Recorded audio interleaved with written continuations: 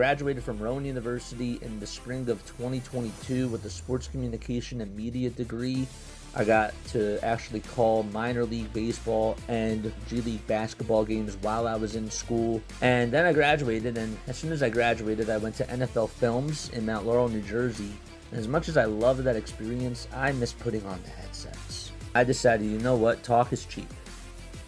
I have a laptop that's in my house, and so 21 months later, here we are, still on YouTube, calling games and building an incredible, loving community on here with the people that I call my Philly freaks with a capital P and a capital H. We go live for every single Phillies, Sixers, and Eagles game, and we do it like old school radio play-by-play style. I'm Jason Joseph, and this is Play-by-Play with JJ. I showed a swung on barrel. Get out to right field. Bye-bye baseball. That baby is long gone. Hi everyone, hopefully you're all doing well. For those of you who haven't heard, I'm hosting my very first charity stream on September 18th and September 19th to support the Familial Dysautonomia Foundation in honor of my brother Mitchell, who passed away from this disorder 5 years ago. So how the schedule is going to work is like this. On the very first day, we're going to be streaming for 15 hours. During the first 3 hours, I'll be talking about familial dysautonomia, sharing stories about my brother and what he dealt with on a day-to-day basis, and just raise as much awareness as we possibly can. Then during the next 12 hours, we got MLB Diamond Zone, and we will be on doing our regular Diamond Zone stream. For those of you that don't know, MLB Diamond Zone is something that I came up with. And basically, it's like NFL Red Zone, but it's for baseball. On the very next day, we'll do Diamond Zone again. That'll be from 6 o'clock up until 9:30. And then we got the Phillies game. They play at 9:40. They're taking on the Arizona Diamondbacks. So in short, we're going to be on for 22 hours. No ads will be played during those 22 hours. I am aiming to raise $500 during those hours of streaming. Again, no pressure to donate, but if you can, every little bit does help. If you could just spread the word, share the post that I posted on my community tab, I would really appreciate that. I'm just looking forward to making a difference together with you guys and doing this in honor of my brother Mitchell. I think he'd be really proud, and I'm really excited about this. Let's do some good. What's going on, everybody? Hopefully you're all doing well and having yourselves a very, very fantastic day. My name is Jason Joseph. This is Play-by-Play with JJ. Let me know if you guys can hear me in the chat. Hit the thumbs up button, subscribe to the channel, turn on the notification bell icons too, and that way you will know when we do go live. All right, I just wanted to give you guys a fair warning. Okay, I'm not home. I'm not home this weekend, so if the internet goes out, and God forbid, crossing our fingers, we'll have to restart. So there could be a chance of crashes, and also I might be a little bit behind on the game. So don't be surprised about that. So chat, if you could just do me a solid and just remind other people, because I know that other people are going to be coming on in. I'll make sure that I say something too, but if I can't get to everybody's comments, just let them know that I'm not home and that I might, that the internet's different and all that sort of stuff. All right, look, your baseball team just swept the New York Mets. They swept the New York Mets. And now the Mets, with where they're going, might not even make the playoffs. Think about that. That's insane. That's what you did, and you completed the job yesterday.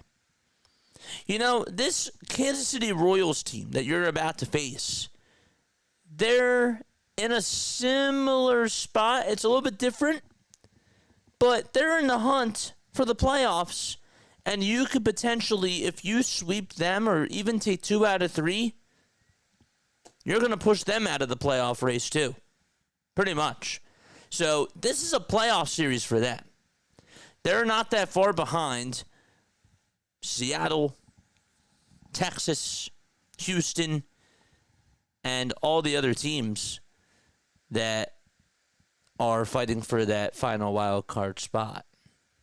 They're not too far behind Cleveland and all them.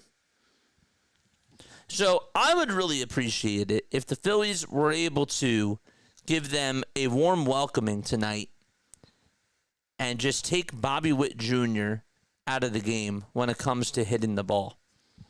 If they could get to Bobby Witt tonight and Vinny Pasquantino, I think that they stand a really, really good chance of winning this game. Now, we have Walker Buehler out there on the mound tonight. We'll see what he can do. I don't expect much. Didn't really have a good season in Boston. There's a reason why that they dropped him. But he can eat you innings. And we'll see how he does tonight. We will see how he does tonight. I want to hear what your final score predictions are down below. I want to know how you guys feel about this series. I'm feeling pretty good. I really am. I'm feeling great about where this team is right now.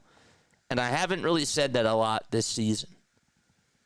They played so well against the New York Mets. They played really well against the Brewers. They played well against the Braves. Guess what? Keep it going. Keep the line going, man. That's all I got to say. All right. We are ready to get on into starting lineups for tonight's baseball game. We're going to do that right now. And again, let me know what your final score predictions are down below and who your pogs are for tonight's game. Yaz will be leading it off for the Kansas City Royals. Then you got Bobby Witt Jr., you got Vinny Pasquantino, you got Michael Garcia, and then it's Sal Perez, Adam Frazier, Michael Massey, Jack Caglianone, and then you got Kyle Isbell. So those are all the 9 players in the lineup tonight for the Kansas City Royals. So it's Yaz out in right, batting first. Witt out at shortstop, batting second. Pasquantino over at third, batting third. And then fourth, Pasquantino's over at first. Garcia is over at third. He's batting fourth. Sal Perez batting fifth. He's catching. Adam Frazier playing out in left field. He's batting sixth. Seventh is Michael Massey, who's over at second. DHing is Jack Caglianone, who's batting eighth. And then you got Kyle Isbell out in center field, batting ninth. And we'll see how Walker Buehler does in his Phillies debut, as he will be taking the hill for Philadelphia. Buehler, the last time that he pitched, he went 2 1/3 against the Yankees, 2 earned runs, and he struck out 2. This guy has given up 11 earned runs, or he gave up 11 earned runs in the month of August. Just not good at all whatsoever. Walker will kick and fire, and the first pitch is up high for ball 1. So it's 1 ball, no strikes. All right, Chad, how are you? What's up, JJ? The main event is here. What's going on, man? There's a high fly ball hit out over towards right center field. It's going back towards the track, but it'll be caught by Max Kepler, who makes the basket catch over towards his right side. And so a fly out to right is what starts things off. All right, let's change the box score. There we go. Nice. That looks good. Time to dethrone the Royals' chances of getting their spot. Yes, this is a playoff series for them, guys. It really is. Here's Bobby Witt Jr. in the first pitch. Nearly hit him. Up high and inside. Whew. Sean says, I'm going to go 3-1 Royals. What's up, Sean? How you doing, Sean? It's a must-win. They can win the first game to keep them alive. There's Bobby Witt Jr., 293 average for him, 21 home runs, and he loses the bat as he fouls off the next pitch. And the count is 1 ball, 1 strike. With everything at stake for the Royals, I think that they're not going to make it far. 8-2 Phillies. Brian, thank you so much for the $5 super chat, man. Let's go, JJ. Let's go, Phils. Thank you so much, sir. Thank you very, very much. Let's go Phillies, just like you said. Thank you, man. 1 ball, 1 strike to Bobby Witt Jr. Here's the 1-1. There's a line drive, base hit back up the middle. And Bobby Witt Jr. gets on with a 1-out single. Just a heck of a career for Bobby Witt Jr. so far. Buehler, this is what his pitch arsenal looks like. A 4-seamer, a cutter, a sinker, a slider, a knuckle curve, a sweeper, and a changeup. Batters are hitting .316 against the 4-seamer and .359 off the cutter. Those are his main 2 pitches. Here's a 4-seamer that's thrown at the knees for strike 1 to Vinny Pasquantino. This guy has had a heck of a season for the Kansas City Royals. 30 homers, 102 RBI. Those are career highs for him in a season. 0-1 pitch on the way, swing and a miss.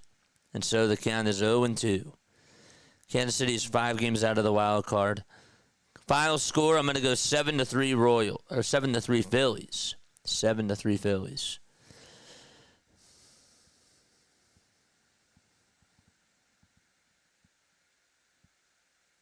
Hello? Can you guys hear me?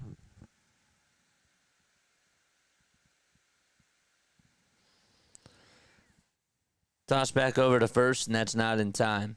Audio's not cutting out for you, is it?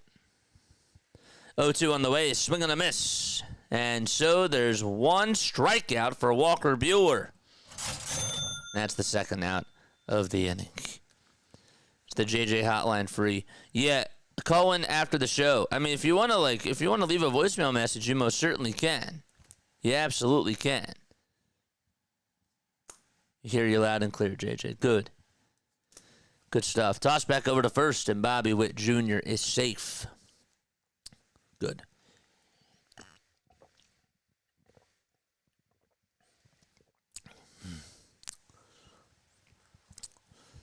Two away, top of the first. A runner on over at first. And the pitch is taken for strike 1. Again, internet might be a little bit spotty this weekend. I'm not home. So, let's just hope that it goes well. It should. But I'm just putting that out there right now that it could be a little bit spotty. It could be.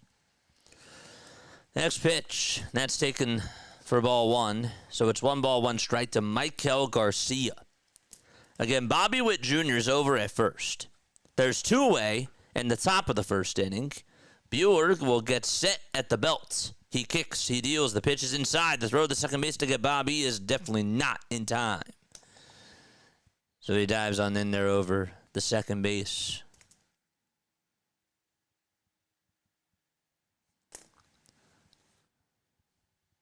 Got a good jump there.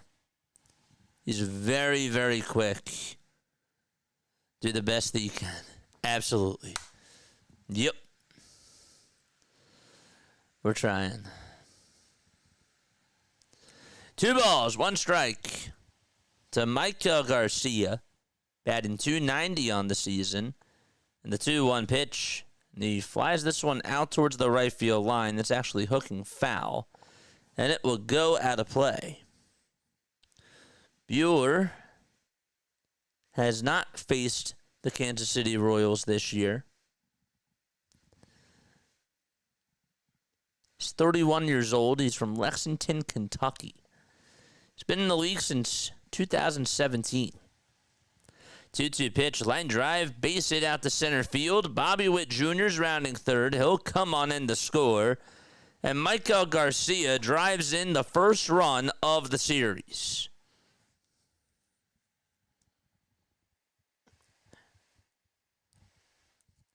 So Buehler ended up going with a hanging pitch. And it was just mislocated. Garcia took advantage of it. Actually squared it up pretty well. Wasn't looking to hit a home run there.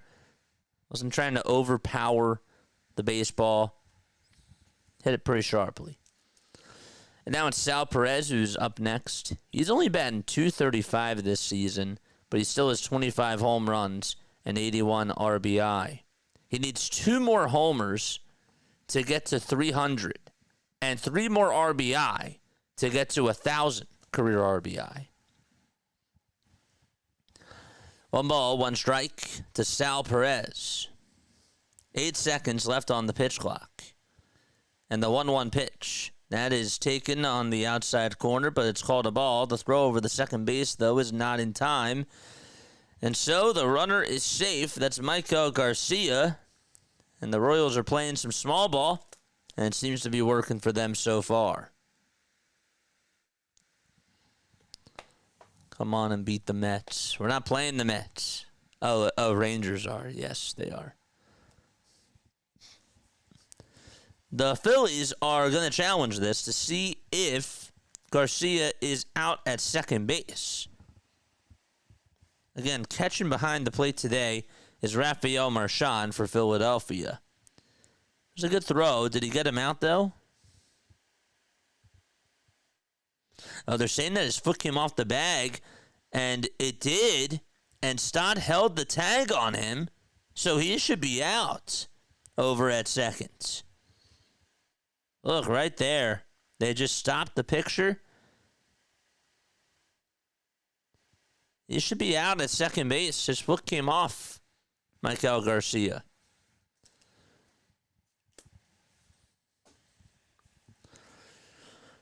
The crew chief for tonight's game, well, right behind home plate, it will be, you got Carlos Torres, you got Charlie Ramos over at first. Alfonso Marquez is at second. And Lance Barrett is over at third. I think his foot came off the bag. I really do. The other question is, was his knee, his left knee, on the bag as his foot came up? I guess that's what they're saying. So his right foot came up. His left knee wasn't still on the bag when his right foot did come on up.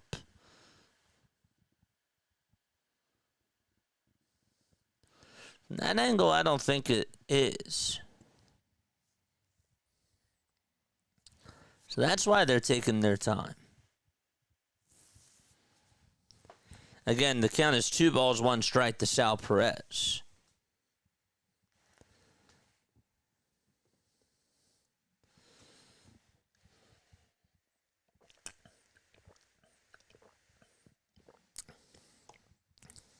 I didn't really see that at first. All right.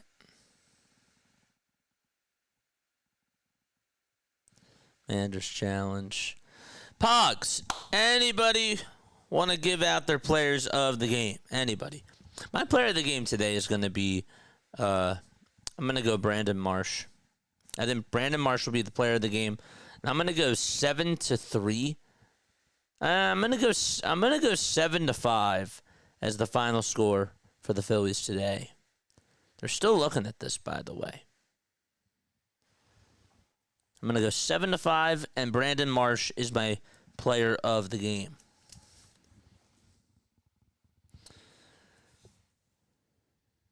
So what's the call? The call is that he's safe over at second? Yes. Okay, so the Phillies do lose that challenge. And so the at-bat will continue.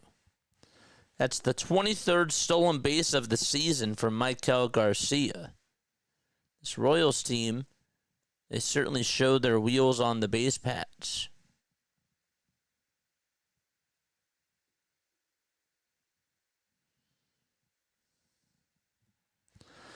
Two balls, 1 strike to Sal, and the pitch. And there's a foul ball. Phillies are actually 11th in all of baseball in stolen bases.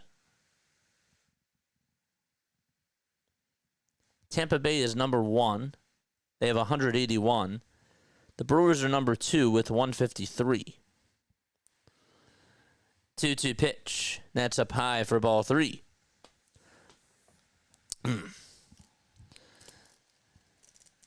I think that we're going to play small ball today.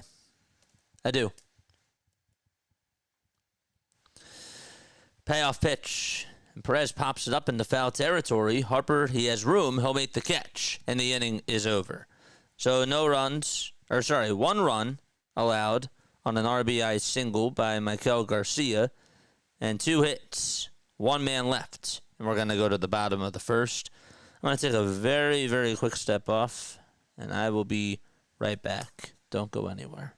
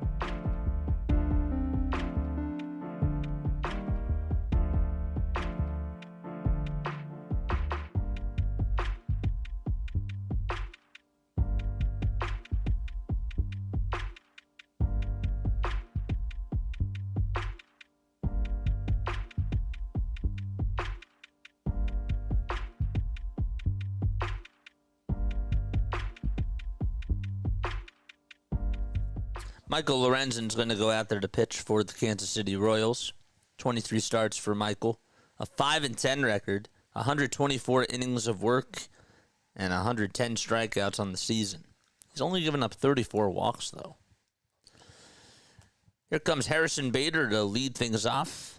And Bader takes the first pitch just down for a ball. Phillies are in their City Connect uniforms. Bader hitting .282 on the season. 1-0 pitch. There's a fly ball hit out over towards left field. That'll get down for a base hit. Harrison Bader leads off the bottom of the first with a single. He just continues to hit, and the thing that I loved about that swing there was that he wasn't looking to overpower the baseball. The ball actually didn't really get too much of the barrel of the bat. It sort of went towards the inner part of the bat, and he was still just able to fight it off and just serve it out to left field. Up next is Kyle Schwarber, and Schwarber fouls off the first pitch. 50 home runs on the season for Kyle, and 123 RBI. Mikel Garcia had an RBI single in the top of the first. That's how the Royals lead at 1-0. Here's the 0-1. There's a slapper that's fouled towards the right side. From Michael Lorenzen, you'll see four-seamers, sinkers, changeups, curveballs, and every once in a while some sliders, cutters, and sweepers as well. Batters are hitting 196 against the changeup, but 290 against the four-seamer. There's a four-seamer that misses outside and high for a ball.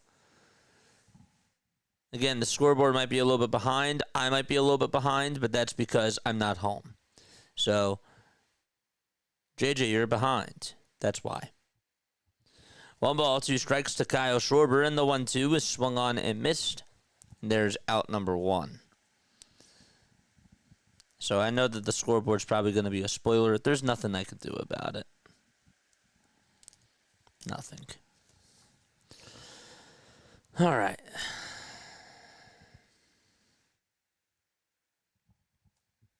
Let's go, chat.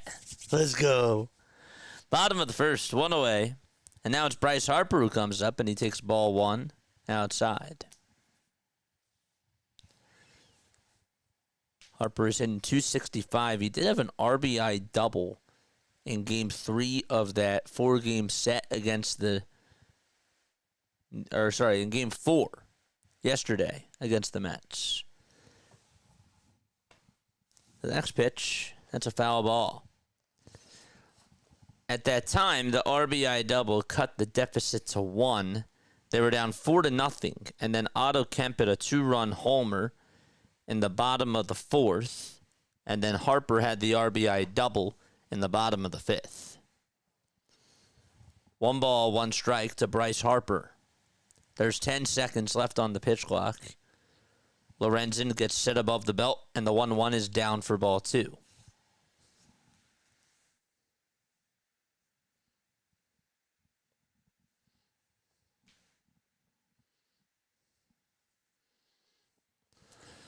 Two balls, 1 strike. Lorenzen kicks, deals, and another foul ball. So that would make the count now 2-2.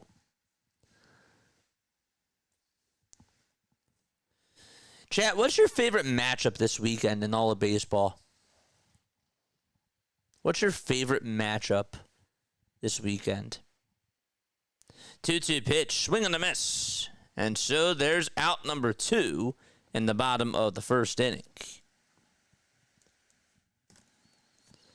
Back-to-back strikeouts from Michael Lorenzen. My favorite one, personally, I like Giants and Dodgers. That's good. I like Cardinals and Brewers. That's good, too. Red Sox and Yankees is awesome. Next pitch, ground ball, hit over towards second base, and the throw over to first is in time for out number 3. So Brandon Marsh is retired, and we're going to go to the top of the 2nd inning. 1-0 Kansas City. But I think that my favorite one, to be completely honest with you, I really like Rangers versus Mets. I think that series is going to be absolute cinema, especially tonight with Jacob deGrom going up against the Mets out at Citi Field. The Rangers are really trying to fight their way, potentially not even just getting into the 3rd wild card seed, but potentially the division title. They're only 2 games behind both Seattle and Houston. And that, to me, is my favorite series this weekend. And, of course, from a Philly fan perspective, with the way that the Mets have been playing, how can you not enjoy that? But let me know what you guys say down below. This is a good series, too. Again, the Royals are still trying to fight for a playoff spot. They're still technically in the hunt. But, yeah, that's what I would say. Honestly, JJ, it's this one, our Phillies. If we can get to the top seed, in the playoffs, that'd be big. Who are the Brewers are playing the Cardinals? Yeah, that'll be good too. But they have Quinn Priester out there tonight. Last time that I checked. So, let me know what your favorite series of the weekend is in all of baseball. If you don't have one, that's fine. That's cool.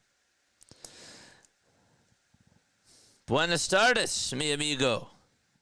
Nice. Venezuela from Philly. It's nice. The pitch. There's a foul ball. That one goes out of play. The ball is 1 strike.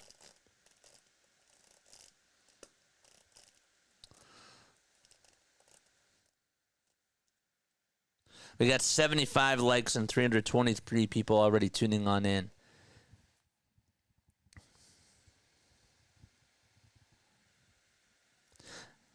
Dodgers-Giants, I think, is going to be a good game too, Captain Eagle Auto. I really do.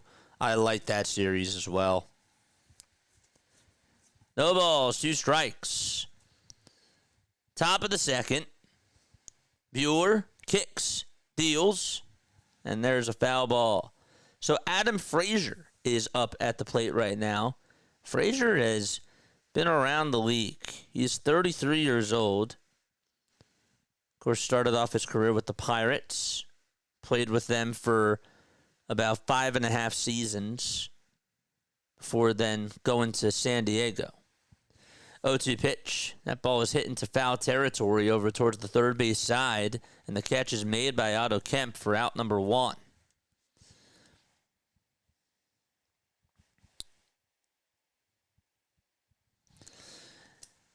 Then he went to Seattle. Then he went over to Baltimore. And then over to Kansas City in 2024. Spent 2025 back in Pittsburgh. And then ended up coming back to Kansas City.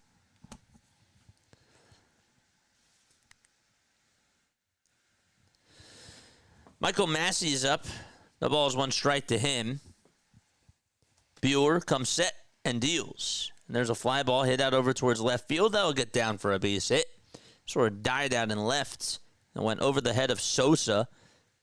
And Marsh played it on 2 bounces. And there's an opposite field single with 1 out.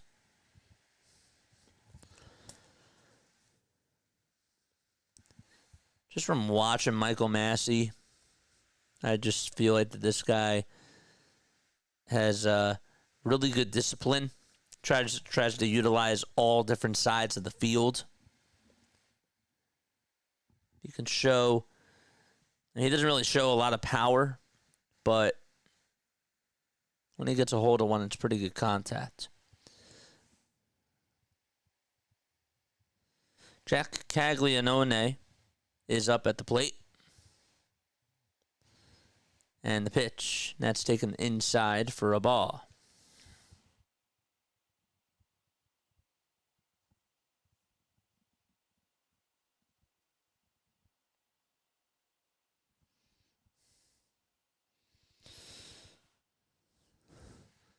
Next pitch, and it's taken for strike 2. It's actually Jack Caglione.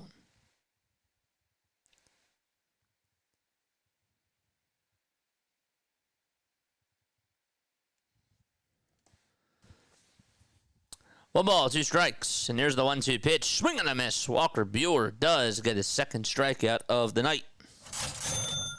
There's 2 away.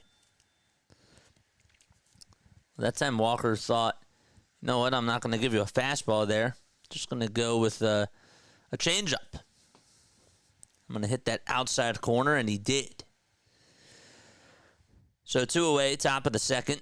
1-0 Kansas City on an RBI single by Michael Garcia in the first. And the pitch. There's a fly ball hit out over towards straightaway center field. And Bader backpedals, and he'll make the catch. Right shy of the warning track. And Kyle Isbell, before we could even introduce him, is retired already. We're going to go to the bottom of the second. It's 1-0 Kansas City.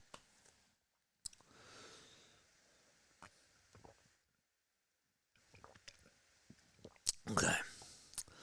Rangers and Mets just got started. We'll be keeping our eye on that game. We also got Yankees and Red Sox. They started too. There's only one final score, and that was the Chicago Cubs. They played earlier today. They took on the Tampa Bay Rays. And, well, the Cubs ended up winning, and the Rays I would say that it's going to be really tough for them to make it into the playoffs now. Because now they are, in total, I wanted to see the wild card standings. There they are. Right now, they're 7 games in back of the Astros and the Mariners. So that was a big blow for them, really. They've lost 3 in a row. They've just gotten pretty cold. So, not good for them. JJ, I'm pumped for our Birds too, and Temple hosts University of Oklahoma Sooners tomorrow at the Link. Man, you are really into like all the sports, man. Are you a Philadelphia Wings person as well? I feel like I feel like you have everything covered. Like you got baseball, you got your football, you got basketball. I know that you're not as big of a basketball fan now, but you still follow the Sixers. You're a big Flyers guy. You know, you like watching tennis, and you're a big sports guy, my friend. That's a good thing. It's a very good thing. French Fried W Feds over on Twitch. What's up, my friend? Says Go Giants. We'll be covering them tonight. I did not make the thumbnail for Diamond Zone, but we will do that after the game is done. Bottom of the second, here's Otto Kemp, and the pitch is up high for a ball. So it's 1 ball, no strikes. Yes, I do still follow the NBA despite my old man. CO.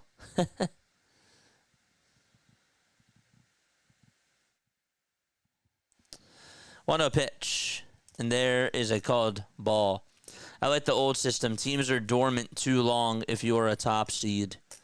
Well, if it weren't for 2022 for us, we would have never made it to the World Series. I'm just putting that out there. I like it because I like how I don't. 2 balls, 1 strike. I can't get caught up into this. I'll explain my thought. The 2-1, there's a fly ball hit out over towards left center field, and that is going to hit off the top of the Giant sign. And so the throw over the second is going to be cut off, and Otto Kemp gets on with a leadoff double. There we go.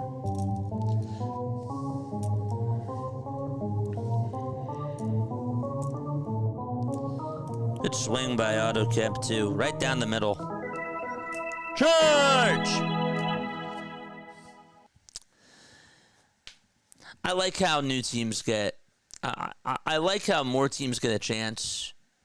I don't think that there should be more than 6. I think that 6 is enough. But I also really like these races. You know, I like how there's more of a battle. And I understand that it's a moneymaker.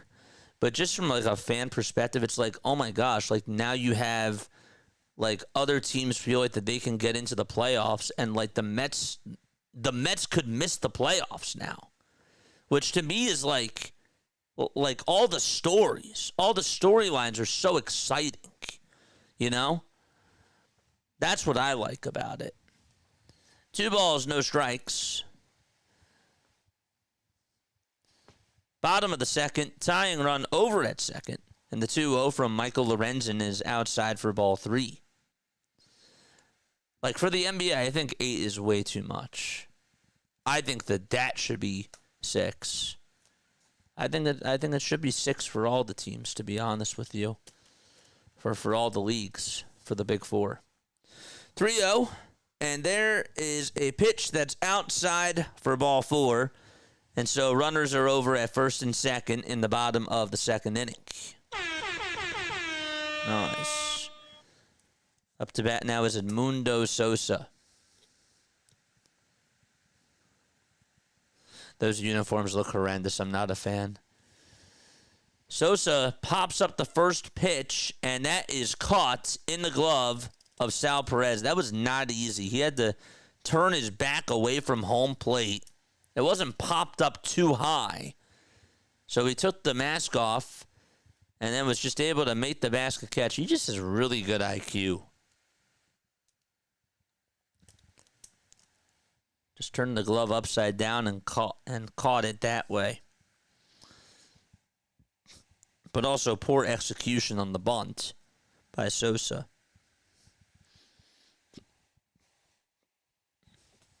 Excuse me. So now it's Bryson Stott who's up at the plate. Rafael Marchand waits in the on-deck circle, and the first pitch is in there for strike 1.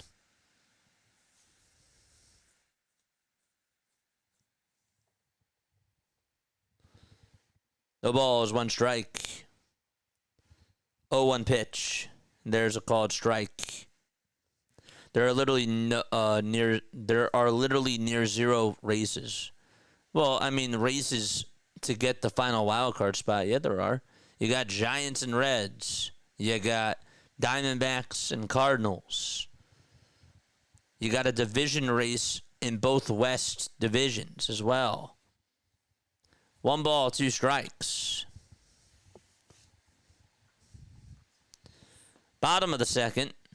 1 out. 2 runners on. Lorenzen comes set and deals. And Stott fouls it out of play. It's made more markets involved in baseball when they may have ignored it. For football by now, casuals at least.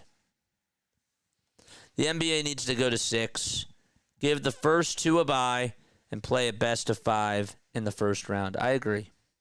1,000%. 1-2. And that is low for ball 2.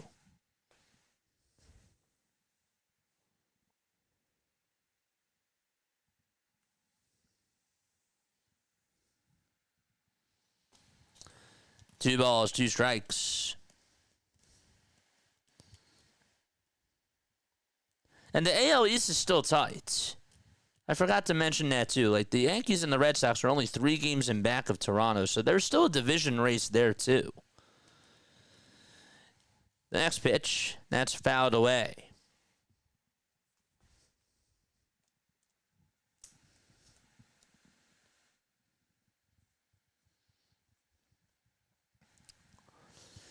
Two balls, 2 strikes. There's 8 seconds left on the pitch clock.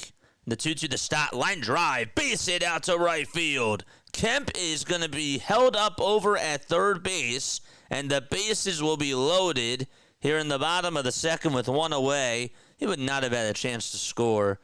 Wathan did put up the stop signs, and that was, honestly, I think it was the right decision. It was a good swing, though, by Bryson Stott.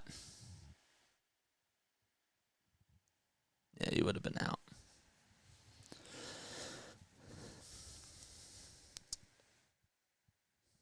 Now it's Rafael Marchand. Marchand batting on the left side. Hitting 178 on the season. The pitch to Marchand. That misses way outside for a ball. I can already hear chat. Can we just have fast players? Can we just have more speed? 1 ball, no strikes to Rafael Marchand. Lorenzen with 29 pitches. Phillies have got to get a run here. No excuse. 1-0. Foul ball. Phillies are 49-23 at home. That is the best in all of baseball. They have the best home record in the majors. 1 ball, 1 strike. And the 1-1 pitch, swing and a miss. That fastball was high. So it's 1 ball, 2 strikes.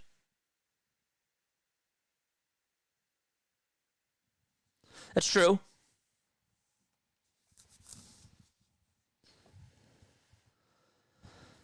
One ball, 2 strikes. There's 3 seconds left on the pitch clock. And the 1-2 pitch is just high for ball 2.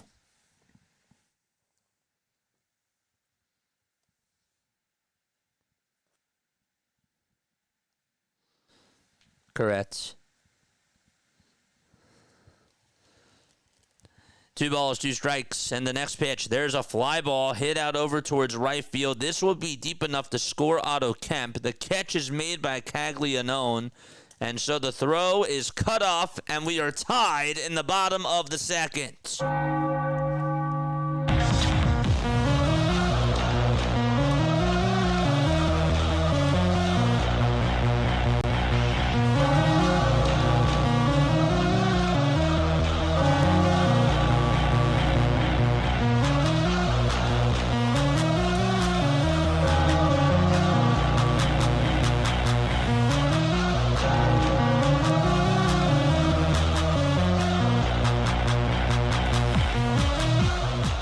So now it's Harrison Bader who's coming up to the plate. And Bader takes down in the way for a ball. That pitch that Marchand hit was towards the lower part of the zone.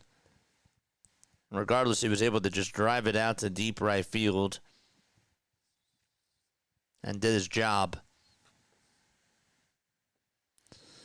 1 ball, no strikes. The next pitch. There's a swing and a miss.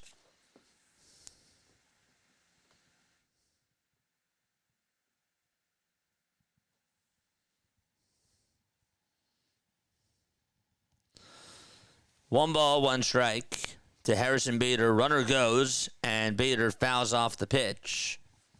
And so Stad has to go back on over to first base. All right, come on, let's go, chat. Come on. Let's go. Charge!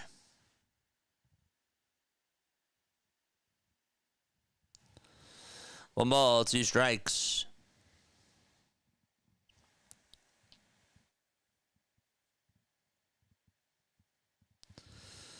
Lorenzen kicks, fires, swing and a miss, and Harrison Bader is down on strikes, and the inning is over. The Phillies do, however, tie it up on a sac fly by Rafael Marchand. They'll be back in just a little bit. Sorry if the lighting does not look as good. I could, you know what I could do? I could put this a little bit higher. Maybe it'll look a little bit better from the side. It still looks a little bit dark. Just making the most out of it. That's for sure. Colorado's 42.5 games behind with only 40 wins. Yeah, I know. I said that last night on Diamond Zone. I said the same exact thing. They're 42.5 games behind the Dodgers. How many games are they behind the Phillies? Let's see. They are 47 games behind the Phillies. 49 behind the Brewers. Insane. Absolutely wild. They have 107 losses. All right. So we're going to go to the top of the third inning. It's a 1-1 ball game here in Philadelphia. Anybody else go into a game this year? Are you going to go to one more game before the postseason?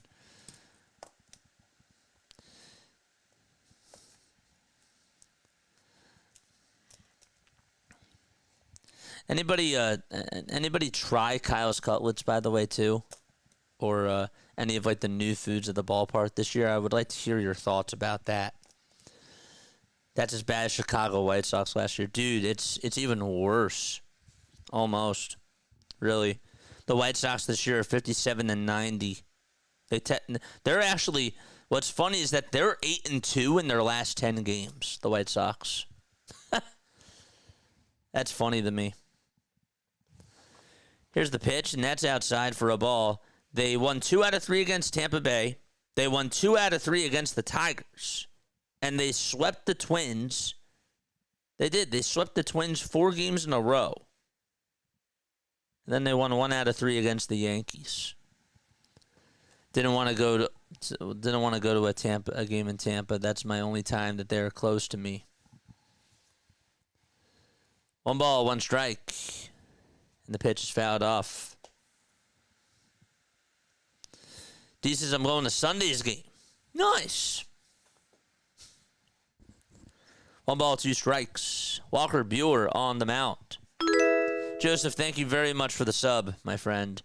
And also Taid, thank you very much for the sub earlier, too. Yaz up at the plate.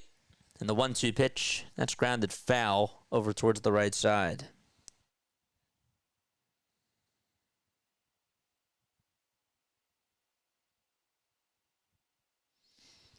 The Giants traded Yaz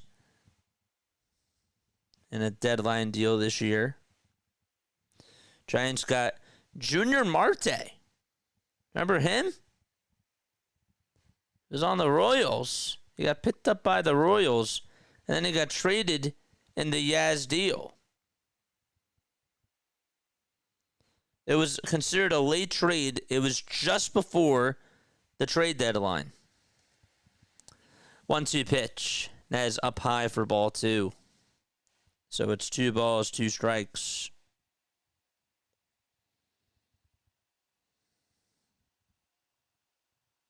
It's funny.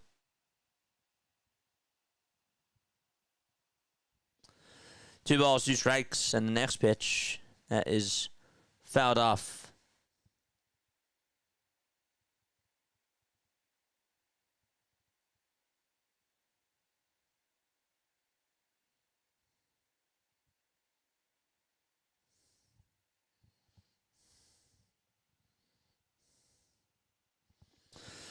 The 2-2. There's a pop-up, hit out over towards shallow left field. And Marsh is there. He'll make the catch, and there's one away. So Buehler has 38 pitches and has just given up 1 earned run so far. Up to bat now is Bobby Witt Jr. Bobby is second in steals. He is second in doubles as well. As the pitch, that's taken for a ball. He's second in hits, 7th in batting average. This is all in the American League, by the way. And 3rd in WAR. 1 ball, 1 strike to Bobby Witt Jr. He just swung on and missed to the pitch. Singled in the first, scored a run, also stole a bag. And the 1-1 is fouled away over towards the right side.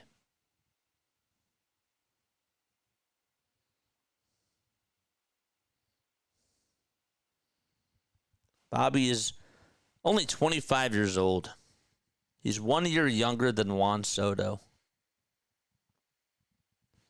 1 ball, 2 strikes. There's the 1-2 pitch. That ball's popped up over towards the shortstop area. Sosa is there. He backpedals and will make the catch. He was over on the infield grass first. Made his way over there. Then he had the backpedal. And yet he still caught it, squeezed it with 2 hands. And there's out number 2. Bobby was the 2nd overall pick of the 2019 draft. Ended up making his debut in 2022.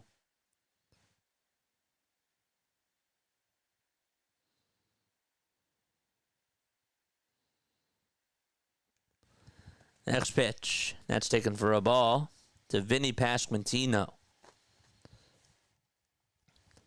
Here's the 1-0, and that's way up high. That went over the head of Rafael Marchand for ball 2. We mentioned that Vinny is having a career year. Most homers and most RBI that he's had in a season. He's 27 years old.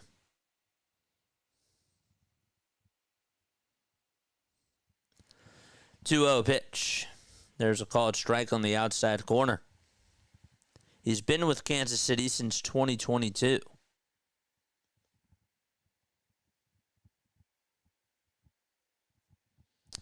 2-1 pitch. Line drive ripped foul towards the right side.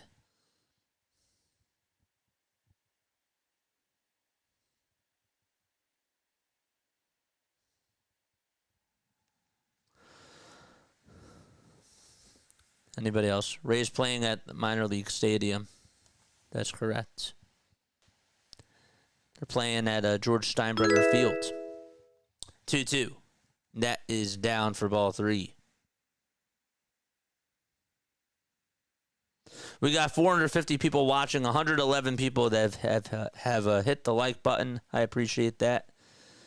3-2 pitch, ground ball hit over to Bryce Harper, and Buehler has to go cover the bag, and he does as Harper throws it right over to him. And there is out number 3. We're going to the bottom of the 3rd. We're tied up 1-1. And again, Mikel Garcia had an RBI single in the first.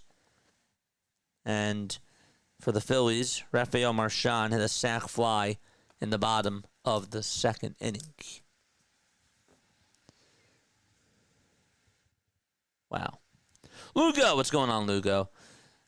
Steven says, so we're all rooting for the Cardinals to beat the Brewers tonight, right? For those of us that want the 1 seed, absolutely. But some of y'all on here don't want the 1 seed.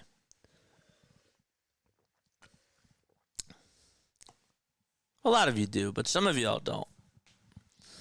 But I would like the 1 seed. I want home field advantage all the way and the bye. I want it all. And then obviously the most important thing is the World Series.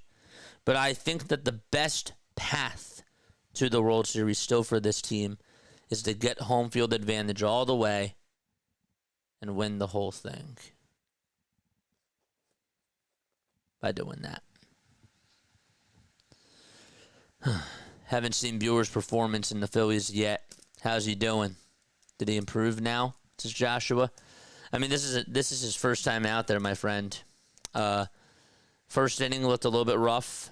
Second inning and third inning have been better. At this point, what you want from Walker Buehler is to eat up innings. If your name is Walker and you're on the Phillies, whether it's Taijuan Walker or Walker Buehler, you just want to eat innings. That's it. That's it. Go out there, give us 4 innings, give up just 2 earned runs, or, like 6 innings, 2 earned runs. Like, I'm cool with that. I'm cool with that. Just eat up innings. Here comes Kyle Schwarber to the plate, and the pitch is outside for a ball. Michael Lorenzen kicks and deals, and the next pitch is down and in.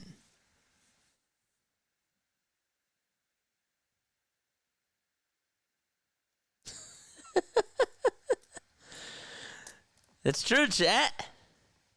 2 balls, no strikes. And the next pitch is outside for ball 3. It's so true, chat. 3 balls, no strikes to Kyle Schwarber. And the next pitch, he gets the red light, and it's a strike. It was at the knees. The last time AL and NL didn't have any player have 200 hits in the season was 1995. This year, nobody's going to have 200 hits. Wasn't 95 the strike year? Next pitch, Nat's taken outside for a ball. Well, I guess technically speaking, you got to say 2020, right? Because of COVID. But yeah. A full season. But wasn't 95 the year of the strike? Here's the pitch to Bryce Harper, and that's outside for a ball. So Schwarber walks, and now Harper is up. That was Kyle's 100th walk of the season. Here's the 1-0 pitch to Bryce, and he sends this one out over towards left center field, and that is going back towards the track. Goodbye!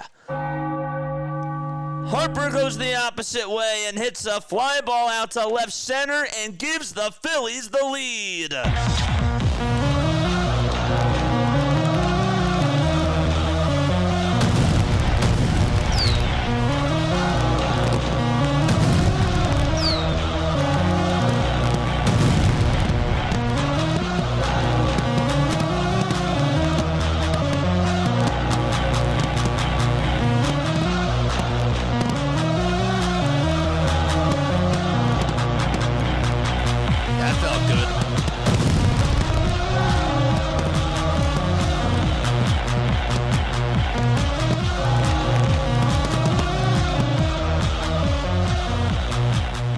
Comes Brandon Marsh to the plate, and he takes a strike.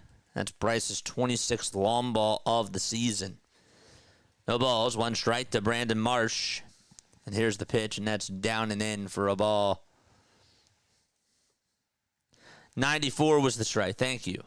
Thank you very much. 95 was delayed. The start of 95 was delayed. So I guess, does that count? 1 ball, 1 strike in the pitch. There's a swing and a miss.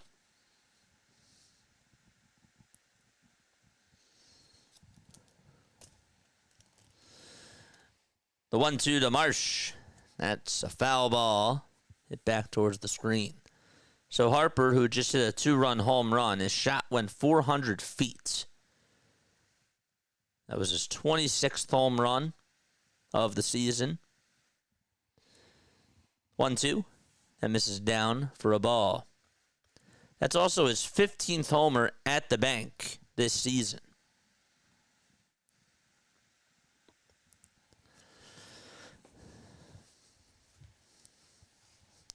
Two balls, two strikes. Lorenzen kicks and deals. And the pitch is up high and outside for ball 3.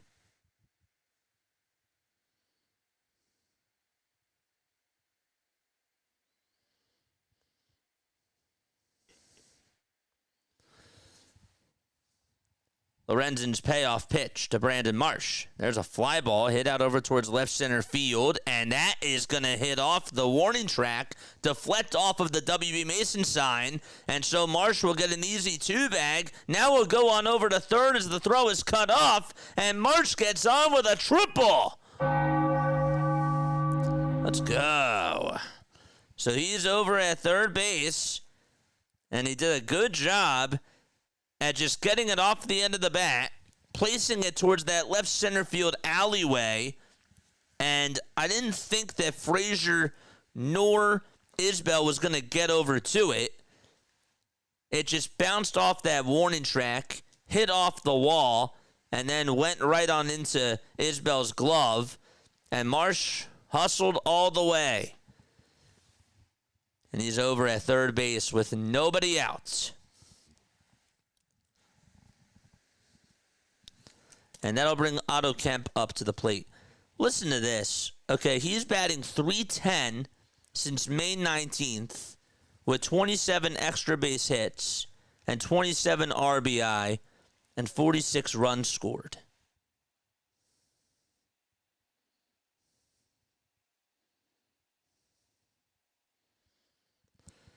Here's the pitch to Otto Kemp, and that's a foul ball.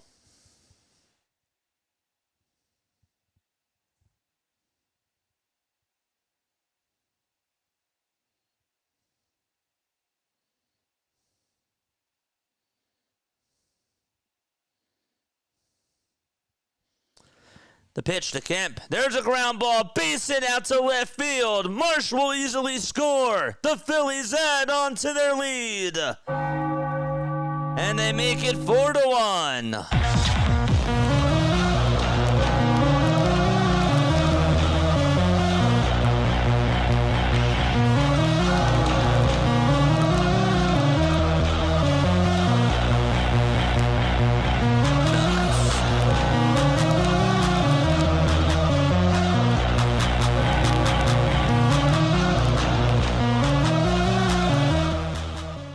Here comes Kepler up to the plate in the pitch. Line drive. There's a base hit out to right field. That'll get down, and Kemp will head on over to third base. The throw is cut off, and Michael Lorenzen has not even recorded one out in this bottom of the third inning, and the hits just keep a-coming for Philadelphia.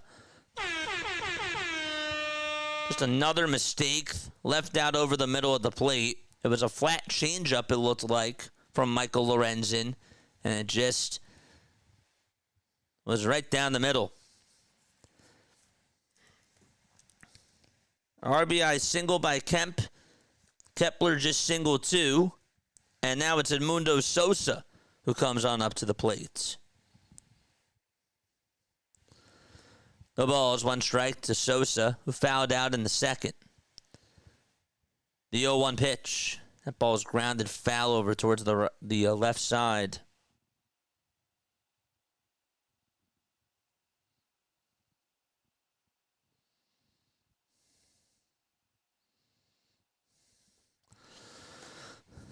No balls, two strikes. Bottom of the third.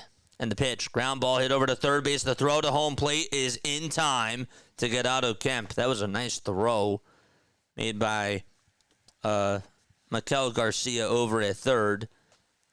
But Otto Kemp is out at the plate. I think he probably should have just held up there. But it was still a good throw.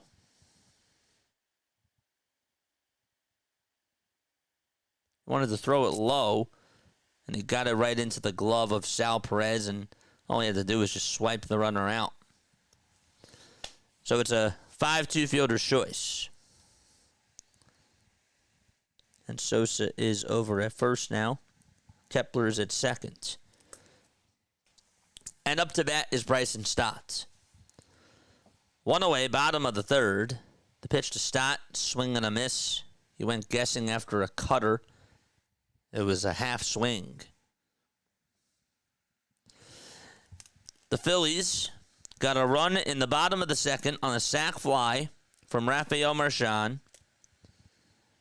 Then they've put up 3 runs here in the bottom of the third. Next pitch to Stott, and it's now 1 ball, 1 strike. Lorenzen with 59 pitches. The windup and the next pitch. There's a ground ball hit over towards second base. The throw to shortstop. There's 1. The throw over to first. There's 2. And a 4-6-3 double play will end the inning. However, the Phillies do get a 2-run home run by Bryce Harper and an RBI single by Otto Kemp. And they lead it by 3 as we go to the top of the 4th inning. 4-1, Philadelphia. Okay, with that, we're going to go say hi to BW. We will go say hi to BW right now. Let's go show him love and support. I will find his link right now very, very quickly. Thought I had it up. I did not. But yes, let's do that.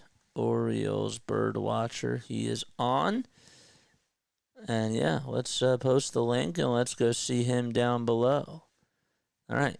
Here it is. Go say hi to BW and show him some love. Be right back.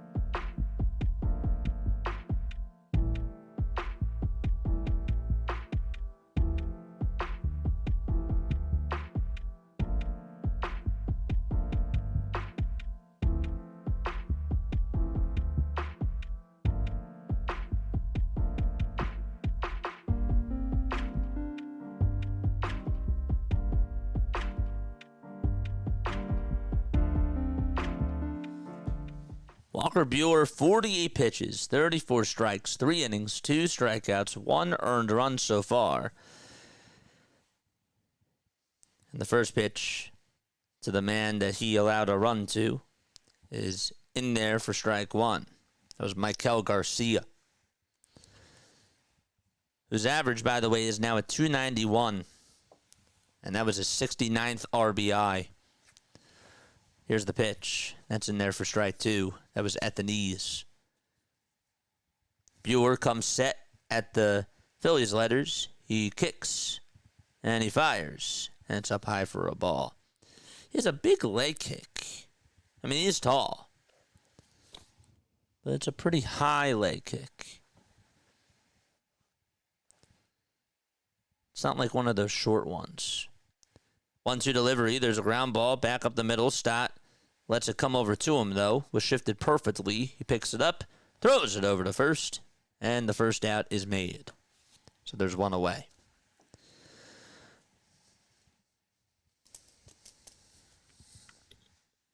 There we go. Thank you all very much for going over to say hi to BW. It was really nice. Love to show him love when we can. Here comes Sal Perez in the pitch. There's a slider that's in there for strike 1. It was right down the middle. There's 10 seconds left on the pitch clock. 1 away, top of the 4th. Phillies have a 3-run advantage. 0-1 pitch. Swing and a miss.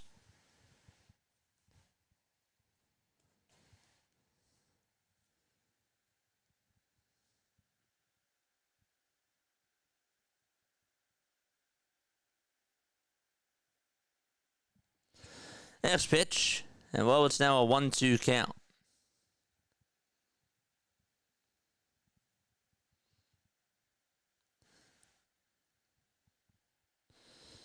Here's the 1-2, and there's a foul ball. You know, every time that the Phillies do play the Kansas City Royals, it seems like that we have these conversations. But, you know, Sal, when you look at his resume, he's a 9-time All-Star. He won a World Series. He was also the World Series MVP. He's a 5-time Silver Slugger Award winner, 5-time Gold Glover. Also won the Roberto Clemente Award. Is he a Hall of Famer? Is my question to you. 1 ball, 2 strikes. Top of the 4th, 1 away.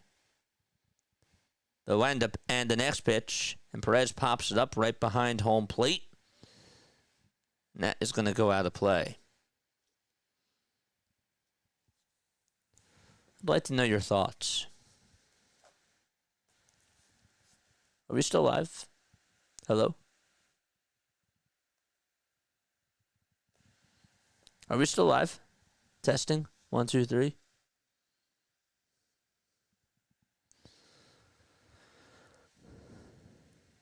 One ball, 2 strikes, 1 away. And the pitch, there's a swing and a miss. And there is out number 2. It says that we're live. Okay, good. Good. Good.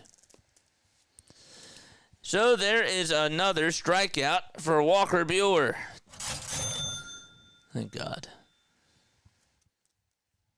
Adam Frazier is up in the pitch. That's taken for a ball. Yeah, I only say that because I got scared because I'm not home. I won't be home this weekend. The ball is 1 strike. Buehler's leg kick and pitch is down and in for ball 1.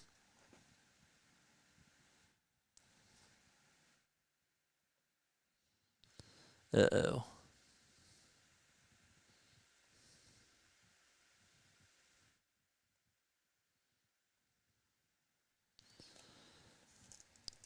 Two outs, top of the 4th, and the pitch.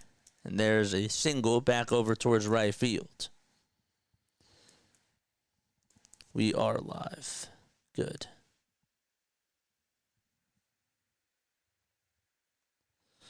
Let me check my chat.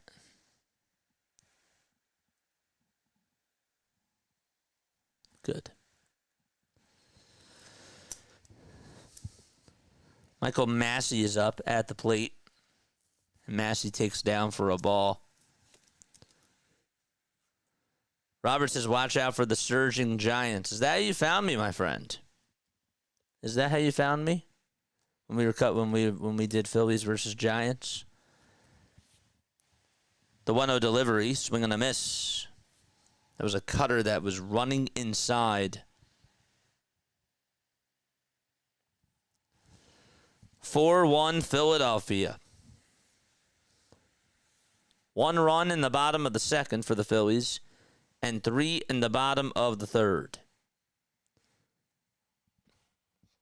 Here's the pitch. It's 2 balls, 1 strike.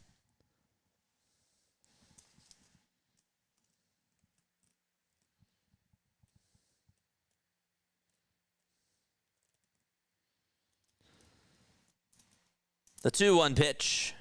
That ball is grounded foul.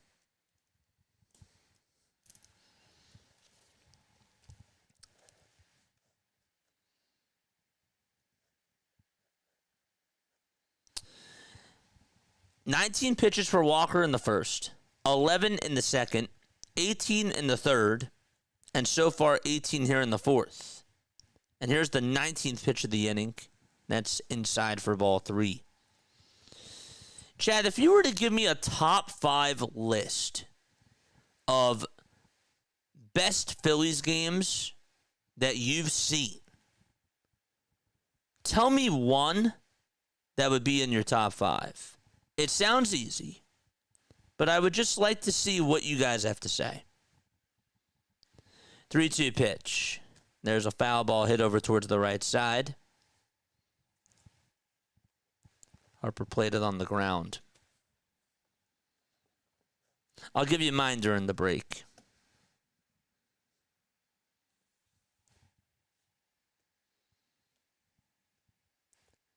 Three balls, two strikes. Michael Massey in the box. Buehler kicks, delivers. That's down and in for ball 4.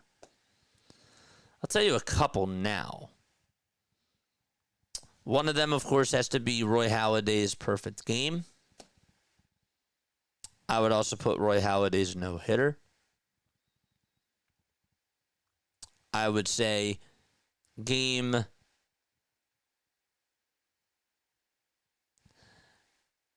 5 of the 2008 World Series.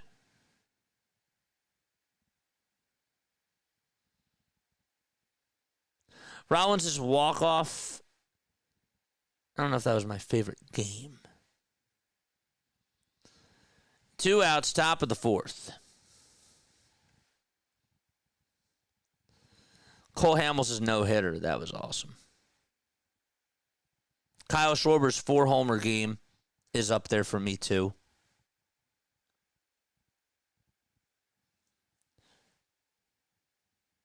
Schwarber's 3-homer game last year was special.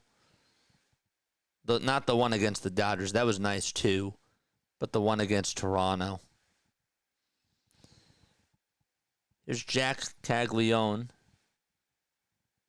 And the first pitch to him is swung on and missed. We're making a list of top 5 Phillies games of all time that you've seen.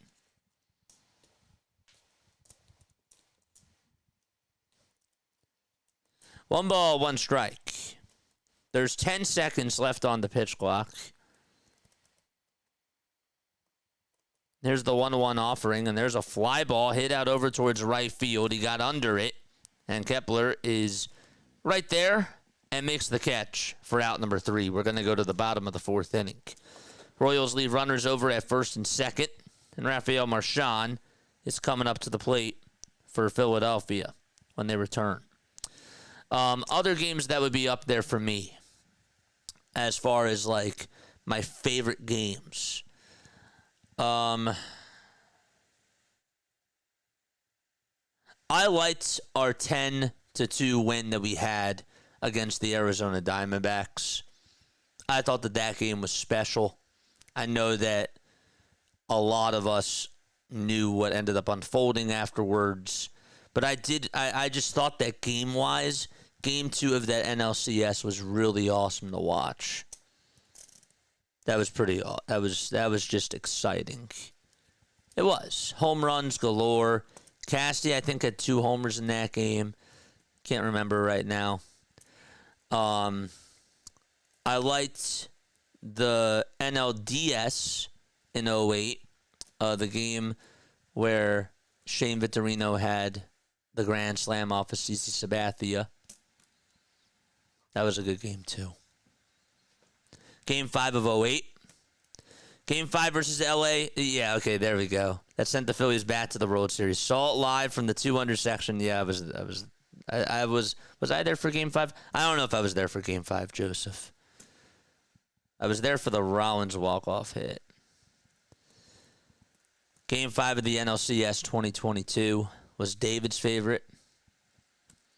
Watched the last pitch from an USO tent in Balad, Iraq. Wow, that's wild. Rollins' triple in 07. At about the same time, we learned the Mets lost again, and we took the division.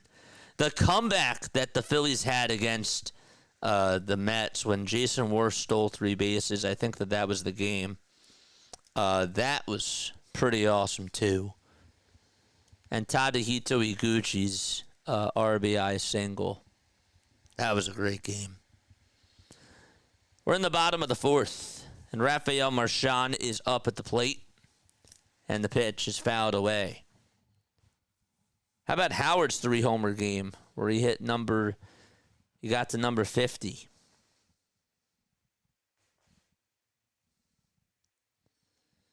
Oh, Game 5 of the 09 World Series was special, too, with Cliff Lee. You're right about that.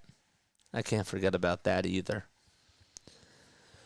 1-1 to Rafael Marchand. In the pitch, there's a fly ball hit out over towards right center field. That's going to hit off the warning track, bounce off the former out-of-town scoreboard sign, and Marchand doubles. He's at second. That's how he leads off the bottom of the fourth inning. Another pitch down the middle. Tell you what, Lorenzen just does not look sharp today.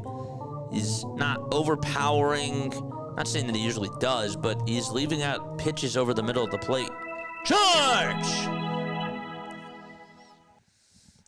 Here comes Bader in the pitch. There's a fly ball hit out over towards right field. That's going back over towards the track, and that's going to hit off the wall too. And so Marchand will easily be waved home. He'll come in to score. A stand-up RBI double for Harrison Bader.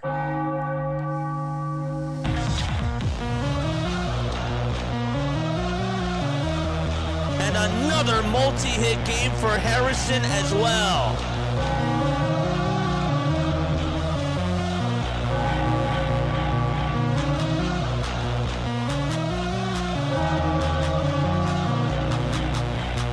Harrison Bader has had a multi-hit game in 5 straight games.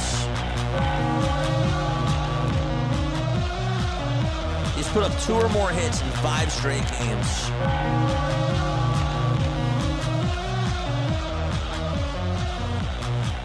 That's his 23rd double of the season. And so Kyle Schwarber is due up next. Anybody else? Jim Bunning's perfect game. Did you see that? The Phillies-Pirates game where they clinched the playoffs. That was... Yeah, I remember that too. We were on for that. Here comes Kyle Schwarber, and the pitch is swung on and missed. Because that was also the game where the Cubs were up like 7-0, and then Suzuki dropped that ball out in right field, and the Braves came back and they won. I remember that. 1-1, bottom of the fourth. That was Rojas's walk-off base hit, too. 1-1 pitch. That's a foul ball. Please tell me if I'm right or not with all these storylines. 1-2. Bottom of the fourth. Schwarber in the box. I want more. I want more good games that we've seen. 1-2. The windup and the pitch. That's outside and high for ball 2. I think I told you this already, but Vance Worley pitching his first complete game in 2011. That was... I don't really remember that, to be honest with you. I don't remember that. 2-2 pitch to Kyle, and that's a foul ball. He won a complete game. I wonder how many strikeouts he had. Was that against Baltimore, Sonic? Wearing my Vittorino jersey right now. Hey, JJ, don't forget us old birds in the 80s. Come on, man. I'm asking everybody. It's not just to the younger people. I'm asking you all. Hit me with some of the 80s ones. And the 90s. 3-2. And the payoff pitch to Kyle. He pops it up. It's hit out over towards the first base side. Get out of play. It will. You're at Game 3 of the 2008 World Series. Moyer pitched to Jem. Travis says there was a game I went to, probably like 2006 or 2007. Went like 25 innings or something. Game started at 6:30, ended up being over at 1:30.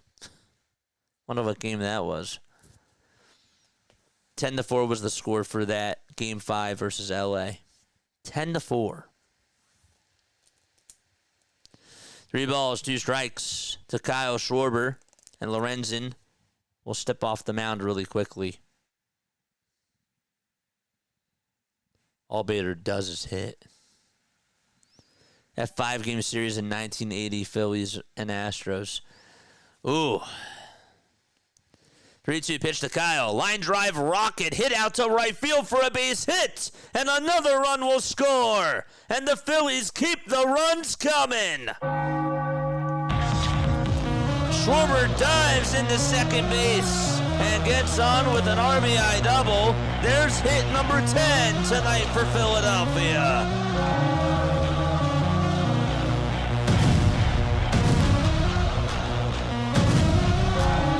That's now 3 straight doubles for the Phillies.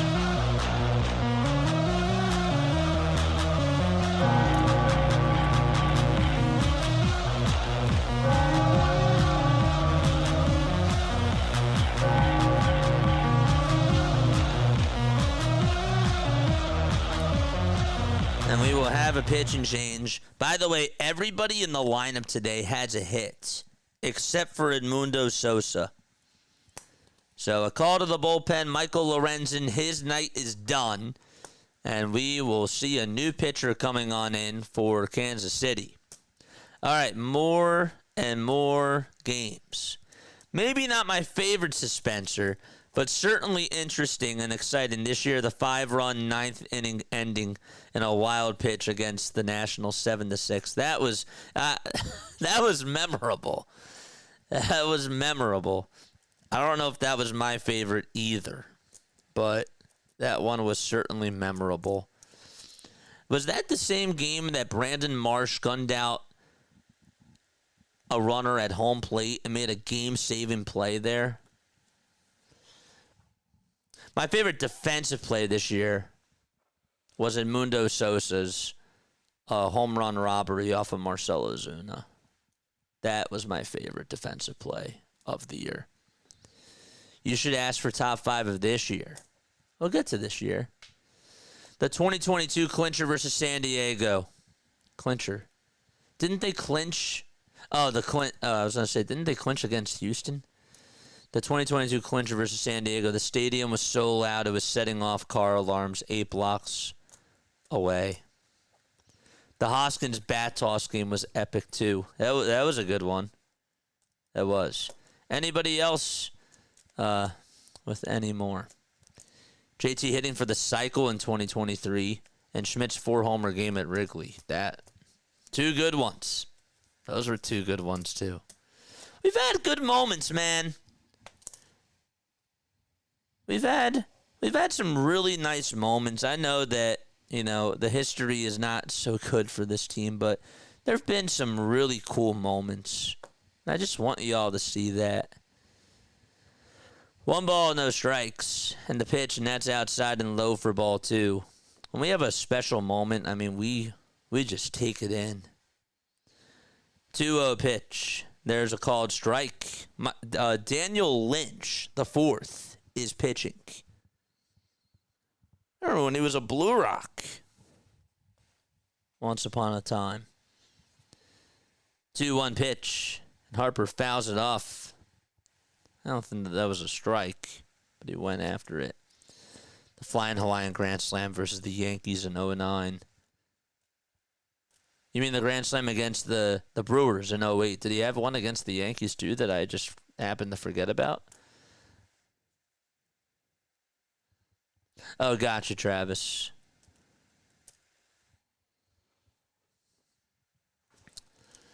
Two balls, 2 strikes. And the pitch to Harper. That misses outside for ball 3. I also forgot the game where Wes Wilson hit the cycle and the Kyle Schwarber Grand Slam against Miami. That was a nice hit. The payoff pitch to Harper. And he looks at ball 4. Wow. That was called ball 4. And Harper walks on over to first base.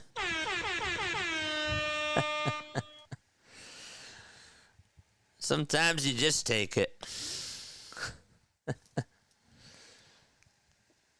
So that's now 4 straight base runners for Philadelphia.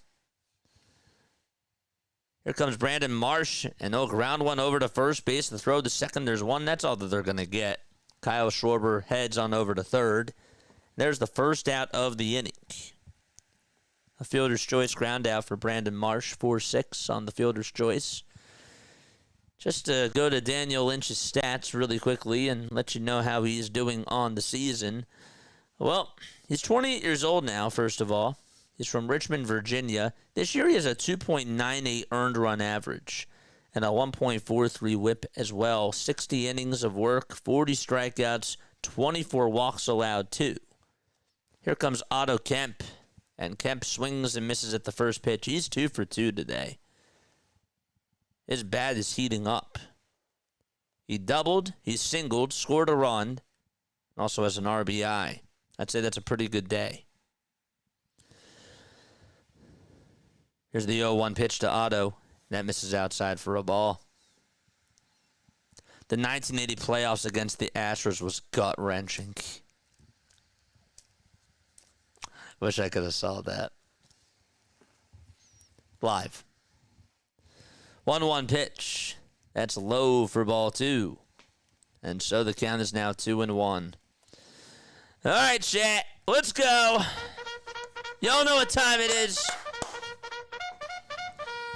Charge! The 2-1 pitch. There's a called strike. That was a changeup. It's 2-2. Lynch is 5-2 on the season. This is his 54th game. He has surrendered 62 hits in 60 innings of work. The 2-2 offering. That ball is fouled back towards the screen.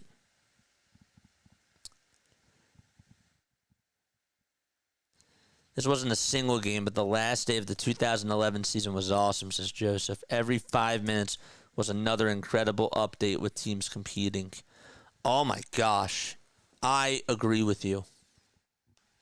And that went up until the final day. 2-2 pitch, ground ball hit over to shortstop. This should be 2. The throw to second, there's 1. The throw to first, there's 2. And the double play ends the inning. However, as we go to the top of the 5th inning, the Phillies just continue to do some damage. Harrison Bader got an RBI double, and so did Kyle Schwarber. That's how they add on to their lead. And the Phillies will be back in just a few moments. Okay, 6-4-3 double play. Got it. Yeah, that final day of 2011, that was awesome. The whole Red Sox collapse. I mean, what, they were down they were up 3-2 against Baltimore, and Baltimore walked it off. And then the Yankees, who were up like 7-0, in that final game, Evan Longoria tied it on a 3-run home run, and then he won the game and hit a home run there too, and that's how they got in. That was awesome. Worley's game was in 2011. Okay, thank you for letting me know. It was a 7-2 win over the Giants at Citizens Bank Park. It's good to know. Not a great Phillies game, but I saw Tony Gwynn go 5 for 5 against us in San Diego in 1996. You know, you take. I know that you don't like to I know that you don't like to watch them as they're happening, but that is like, as time goes on, with those types of games during the regular season, you come to like appreciate them. You know, you say to yourself, I mean, maybe this is just me, but I say to myself, you know what? Like, it didn't happen for us, but for that to happen there, like, that's kind of wild when you think about it. Tony Gwynn was a great hitter. Good moment was winning the winning 1980 World Series Game 6. Philly police on the field on horseback to make sure that the fans did not charge the field. Lidge's perfect save opportunities in 08. And Vittorino throwing the guy out at home plate to save the... Oh, I remember that, too. That was awesome. I forget which game that was. I forget who they played. Victor hit the grand slam off the pitcher from the Yankees, who just went into the Hall of Fame this year. Yeah, it's CeCe Sabathia. CeCe Sabathia. He was on the Brewers at the time. But yes. I remember. Top of the 5th. And the pitch, and that's up high for a ball to Kyle Isbell.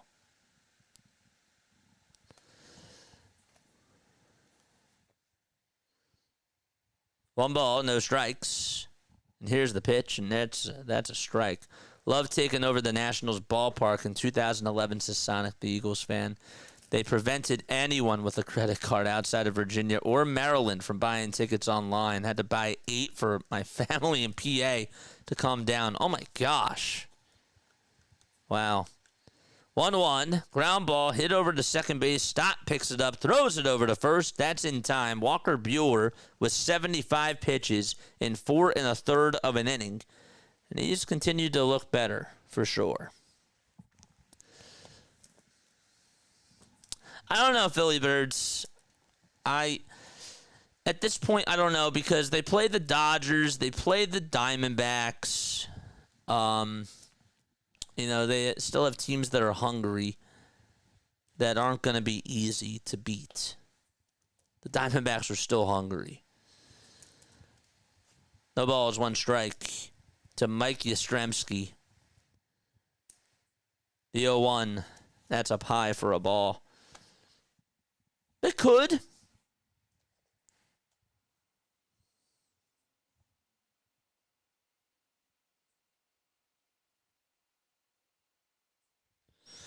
One pitch. That ball skied over towards shallow left field. Kemp backpedals and will make the catch right in front of the hat for out number 2. So last year, they had 95 wins. This year, they're at 87. They could tie it. I don't think that they will. 2 outs, top of the 5th. Here's the pitch. That's a foul ball. So Walker Buehler obviously won a World Series with the Dodgers. Played with the Dodgers for a while. Then he went over to Boston. Did not have a good year. And then got DFA'd, and the Phillies picked him up. The ball is 1 strike. Here's the pitch. And that's taken down for a ball. He just has not been the same since 2020, 2021. The 1-1 pitch. That's just a little bit outside for ball 2.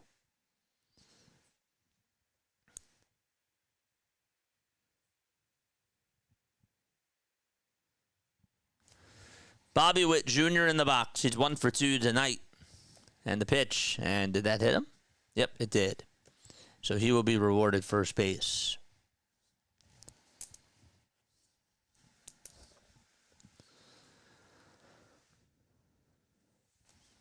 Got him right on the hand. Walker is now 31 years old. Walker Buehler, that is. 6 feet 2 inches tall, 185 pounds.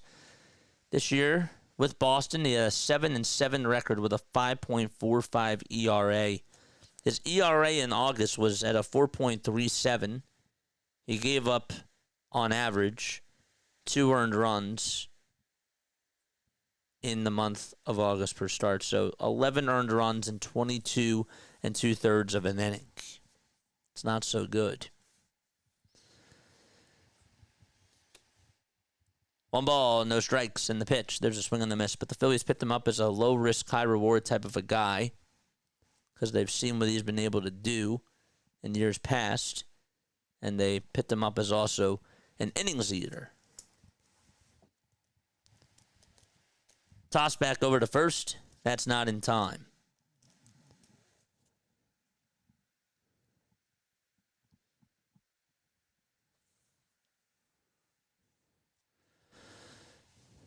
The 1-1 pitch. That's downstairs for ball 2. The Phillies actually tacked on Walker Buehler when they faced him. If you guys remember. Oh, wait, never mind. I'm so sorry. That was the game. No, oh my gosh. They didn't tack him on. That's the game where they should have tacked him on. What am I saying? He went 7 innings against the Phillies back on July 21st and gave up just 1 earned run. I remember that now. I remember watching it because I wasn't on for that. I don't think. 2-1. Swing and the miss. So the count is 2-2. We'll give you all a recap when we go to the top, or the bottom of the 5th. Let you know how we got here.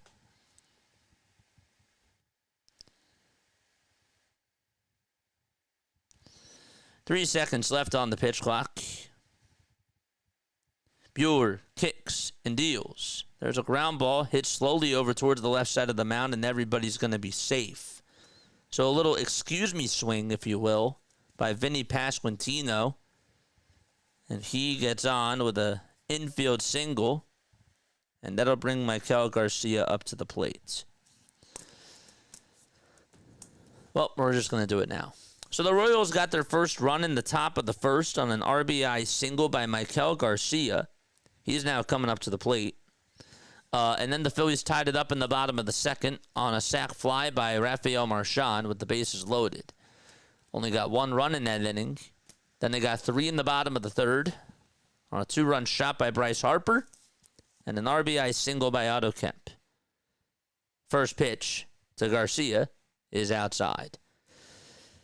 Harrison Bader and Kyle Schwarber had an RBI double in the top of the 4th inning each.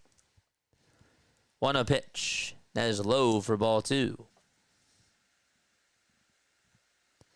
Victorino yelling at the opposing pitcher for not hitting him in the right place. He wasn't upset. He was just getting thrown at. Just said, aim for my hip, not my head. Dude was a legend. That guy does not have to buy another beer. 2-0 pitch. Chopper hit over to shortstop to throw the second. Nice play there by Edmundo Sosa. And the inning is over, as the throw was definitely in time. So, traffic on the bases. No harm done, though. And we're going to go to the bottom of the 5th inning. 5 hits allowed in 5 innings for Walker Buehler and just 1 earned run. Yes. All right. Top 5 games of this year, chat. Top 5 games of this year. Mick Abel and his debut against Paul Skeens. That goes in my top 5. I would say Jesus Luzardo. I think that this is going to get unnoticed. But Jesus Luzardo and the Phillies being perfect through 8 innings last night, I know that it's fresh in our memories. That was a really awesome game. That really was. That was special. Christopher Sanchez, the game where the Phillies were going back and forth with the Brewers, I would put that one possibly in the top 5. I would. Kyle Schwarber's 4-homer game, that has to go in the top 5. I think that's a no-brainer. Nick Castellanos' grand slam against the Dodgers. I know it felt like it was a while ago, but that game was wild. That was cool.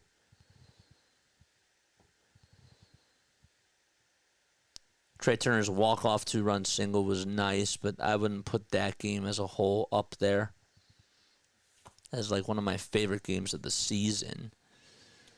Sanchez's 13 strikeouts against the Giants was awesome.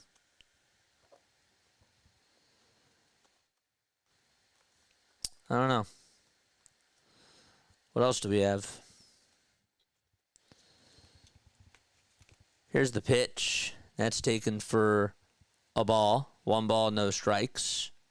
To Max Kepler.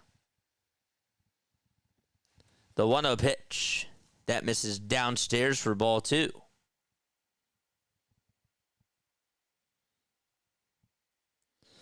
Two balls, no strikes to Max Kepler in the pitch. There's a line drive, base hit out to center field. Max Kepler has a hot stick. And he leads off the bottom of the 5th with a single. He's been really hitting the ball sharply. I think that this is his best stretch now as a Philly. What else do we have, chat?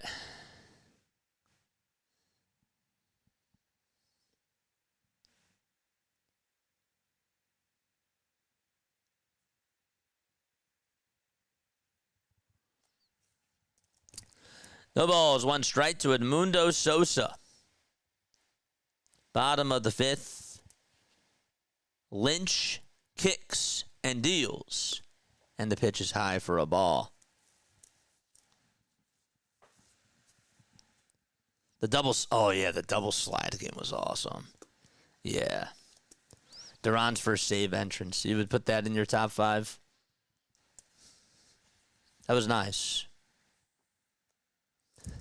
Getting benched. 2 balls, 1 strike to Edmundo Sosa. There's 13 seconds left on the pitch clock. The 2-1 pitch. That misses outside for ball 3. Schwarber also did have a 3-homer game this year. But I don't even think that goes in my top 5.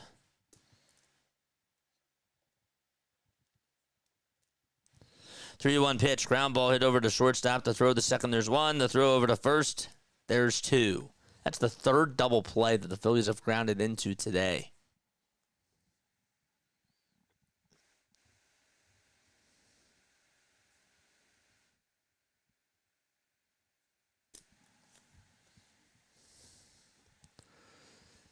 The JT play at the plate, yeah, the double sliding score at the home plate was a good one.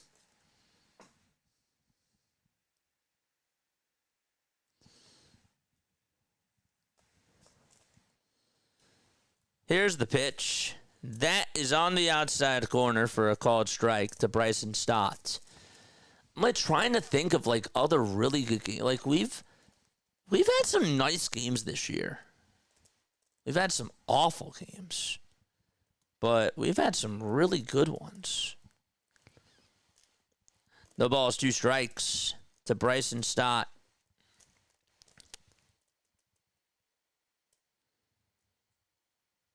There's 5 seconds left on the pitch clock.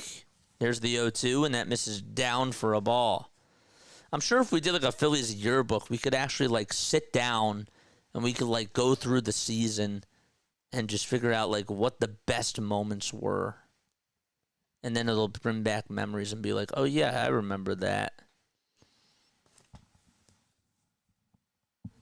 2-2 is the count. 2 away, bottom of the 5th. And the pitch to Stott. There's a chopper hit over to shortstop, and the throw over to first is in plenty of time. Just a nice play by Bobby Witt Jr. He makes things look so easy on the defensive side. And we're going to go to the top of the 6th. It's a 6-1 ball game out at CBP.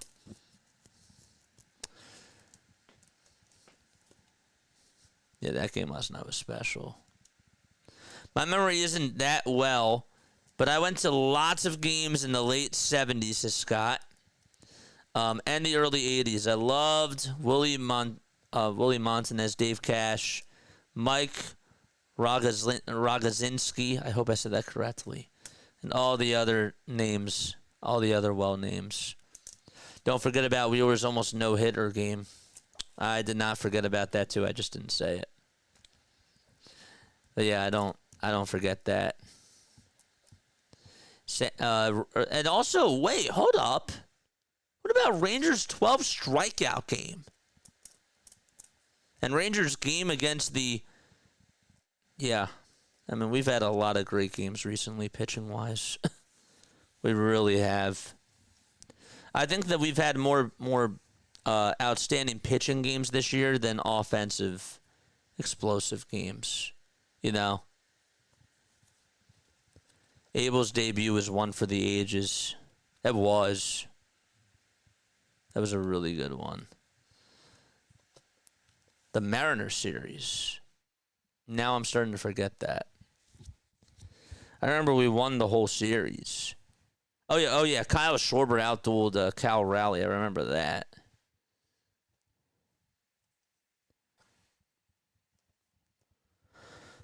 Schwarber was like Cal who?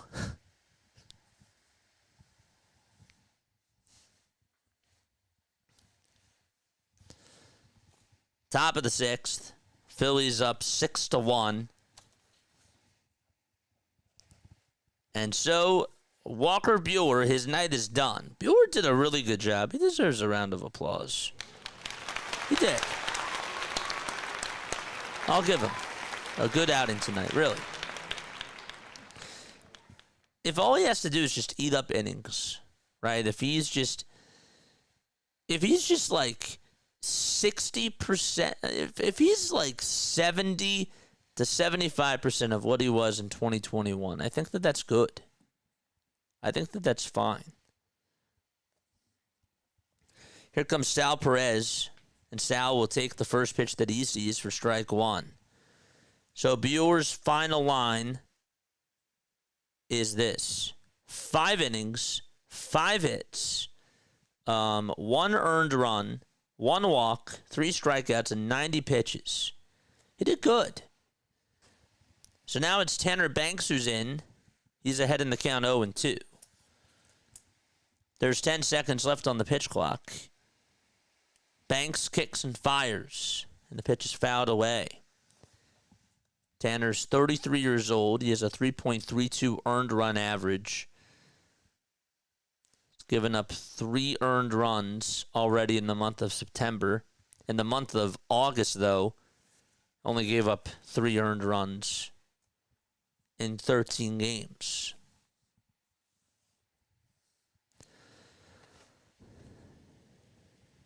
Next pitch, and Sal Perez said that he did not go. 1-2 to Sal. That is fouled off as it goes out of play. Don't forget to like. Don't forget to subscribe to the channel. How we doing on the likes and the subs, folks? We're at 7322 I see on the subs. Make sure you guys hit that sub button if you have not done so already. Sam Long is getting warmed up in the Kansas City bullpen. 1 ball, 2 strikes to Salvador Perez. Banks kicks and deals, and the pitch is fouled back towards the screen. Of course, Tanner has faced Sal a couple of times. Sal is 0 for 2 lifetime against him with a walk and a strikeout. There's 5 seconds left on the pitch clock, and the 1-2 pitch is up high for ball 2. Banks, of course, has a lot of familiarity with the Kansas City Royals because he was on the White Sox for 2.5 seasons. 2-2 pitch. That ball is golfed out over towards left field, but that's going to be caught by Brandon Marsh as he backpedals over onto the track. There's out number 1. That pitch was so low. It kind of reminded me of the pitch that Trey Turner got a couple of days ago, or last week, when he tied up the game against the Milwaukee Brewers. That was also the same pitch that Julio Rodriguez hit a home run off of the Phillies a couple weeks back. If you guys remember that pitch, that's how low it was. That thing was ready to go into the dirt. Here comes Adam Frazier, and the pitch is in there for strike 1.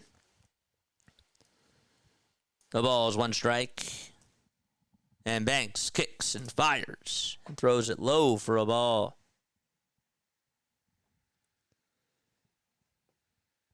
Scoring 19 against the Braves. Good game. 1-1. Ground ball down the right field line. That is a foul ball. What else?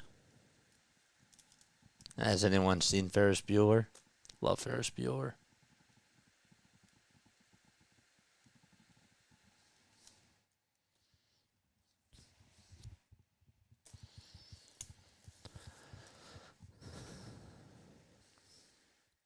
One ball, 2 strikes.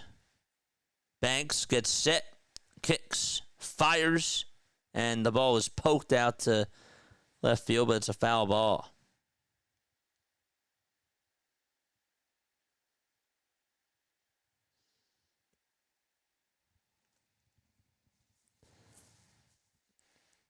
The 1-2 pitch. Another foul ball. This time it's towards the right side.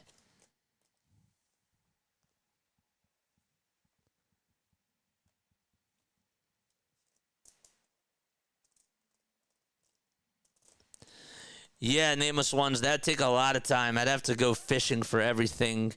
I don't think I'm up for that. I have to go through every single game and figure out what calls I had were good. That would take a lot of time. But you're right. I could do it. I could also hire an editor to do one for me. 1-2 pitch on the way. Swing and a miss. Struck him out. That pitch was high.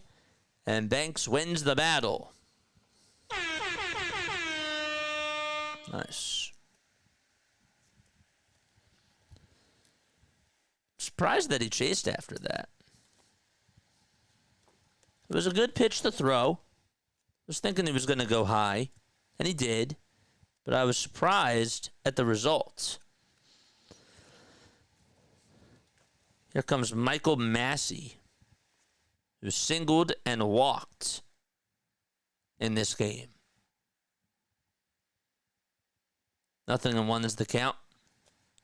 And the pitch. That's low for ball one. Time is at 8:34 p.m. Eastern Time. Hey, JJ, you think we can grab that bye? I know as of before yesterday's game, the magic number was 14. 1-1 pitch. There's a fly ball hit out over towards left center field. And Marsh says he has it, and he does. And he'll make the catch right by his waist for out number 3. So we're going to go to the bottom of the 6th. All right, 6-1 Phillies. Abels was against Skeens, too, if I remember correctly. Yes, it was. That's why it was really special. Do I think that we can grab that bye? Okay, well, I'll put it to you this way. So the Brewers right now are facing the Cardinals for 3 games. All right? I think that the Cardinals could take one there. They play the Angels after that. Then they play the Cardinals again for 3. Angels for 3. So it's Cardinals 3, Angels 3, Cardinals 3, Padres 3 in San Diego. And then they're at home versus Cincinnati for the final 3 games. I could see the Brewers the rest of the way. Okay? That's 6, 9, 12, 15. I could see the Brewers losing, going 7-5. I think that that's fair. 3, 6, 9, 12, 15. 7-5. I could see them going 9-6 the rest of the way. Possibly 10-5. I think 10-5 is fair. 10-5, I could see them going the rest of the way. On the Phillies side, okay, they're playing the Royals right now. Phillies are playing the Royals, then they play the Dodgers, then it's the Diamondbacks, then it's the Marlins and the Twins. I could see the Phillies also going. I could actually see them going 11-4. If the Brewers go 10-5, that means that we're going to have to go 13-2. That's going to be tough. That's going to be really tough. 13-2 is not easy. So, my answer is no, because we're now 2 games behind Milwaukee, plus they own the tiebreaker against us. So, I would say no if they go 10-5. 1 ball, no strikes to Rafael Marchand. And here's the pitch, and that's a foul ball.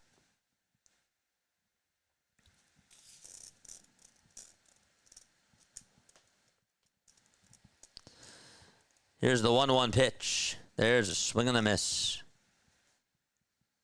Thanks, Sean.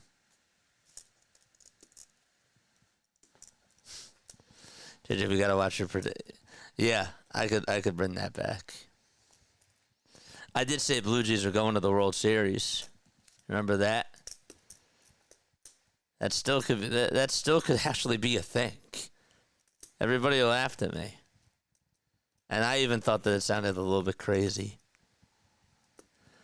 1-2. That's up high for ball 2. Long is pitching. It's not Kevin Long. Not that long. The pitch is up high for ball 3. This is Sam Long, who's 30 years old. And he's from Fair Oaks, California. 3-2 pitch. That's a foul ball.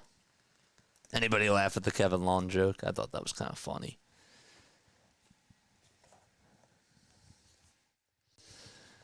Three balls, 2 strikes. And here's the payoff pitch from Long. There's a ground ball, base hit out to left field off the glove of Bobby Witt Jr., who tried to dive for it. It was hit pretty sharply. Would have been really tough to get Marchand out on that hit. But Rafael Marchand able to get on with a leadoff single. So that is the fourth time today. No, that's actually, wait, that's the Phillies have gotten the leadoff man aboard in every single inning. Harrison Bader is up, and the pitch that he takes is down for a ball. They've gotten the leadoff man on in every single inning. The second inning, the third inning, the first inning, yeah. The fourth and the fifth, yeah. The leadoff man has gotten on in every single inning. 2 balls, no strikes to Harrison Bader. And a runner on over at first. There's 10 seconds left on the pitch clock. Sam Long gets set at the belt and deals, and Bader takes strike 1. Twin series should be fun to end with the season. Duran, Kepler, and Bader up against their former team. Yeah, it's true. 2-1 pitch, and Bader fouls it off. So that makes the count now 2-2.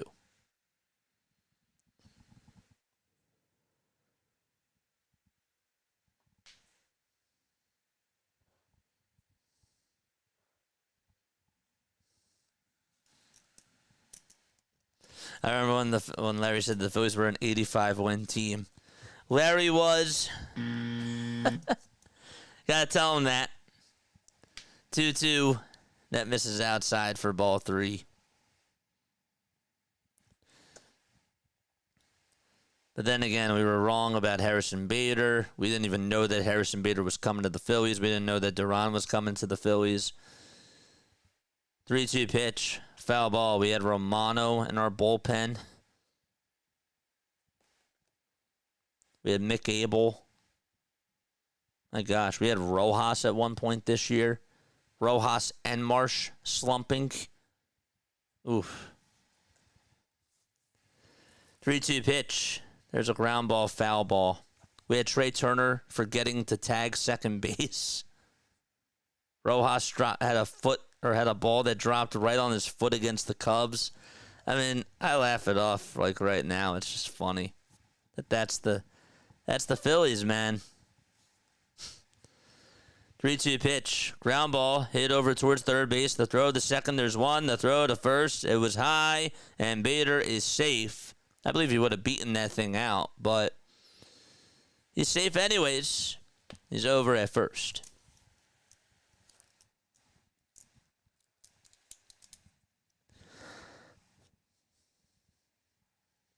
Let's see that again. Throw from second. I think he just would have beaten that out with his right foot. I think he just would have gotten there. Who's the favorite in the AL this year, says Sonic? The Tigers looked great early, but are barely hanging on. The Yankees or Red Sox could do some damage. Not scared of any AL team right now. The pitch, and there's a called strike. The only team that kind of scares me, quote unquote, is the Astros, just because of their history and their chemistry. 0-1, and that misses down for a ball. The Blue Jays could do damage.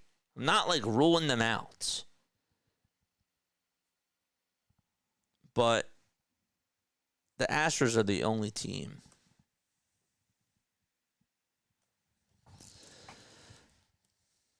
One ball, one strike to Kyle. And Schwarber takes low and away for ball 2. We got 501 people watching and 192 likes. Let's keep going, man. Tim Meza is getting loosened up in the Phillies bullpen. 2-1 pitch. That is fouled off the knob of the bat.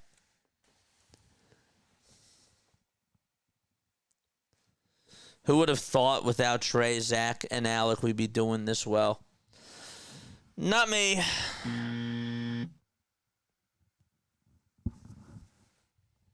Not me.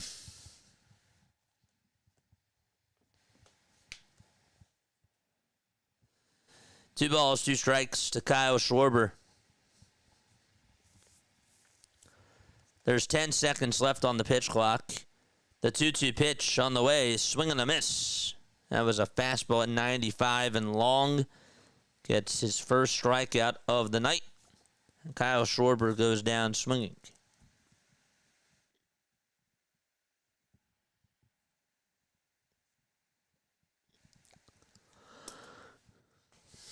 You're right, though. You're so right. That's funny. 2 away, bottom of the 6th.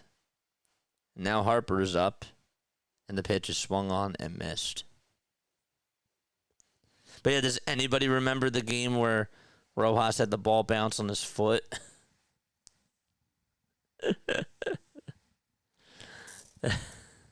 Oh, 1. There's a fly ball hit out to right field. That'll get down for a base hit. And Bader is going to stop over at second base. And Harper has himself a 2-hit night.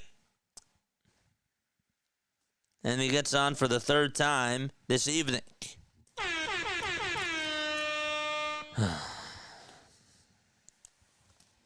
Okay. 2 away, bottom of the 6th. And Harper is over at first base. All right, let's go, chat. Let's tack on some more runs here. Don't forget to like, don't forget to subscribe to the channel, folks.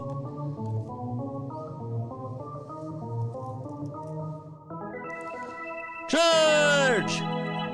The pitch, and that's outside for a ball. 1 ball, no strikes. There's 10 seconds left on the pitch clock. Here's the 1-0. That's taken for a called strike. Just on the upper third of the zone.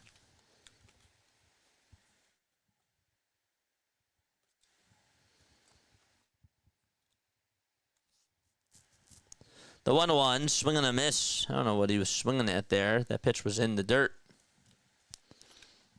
So the count is 1-2.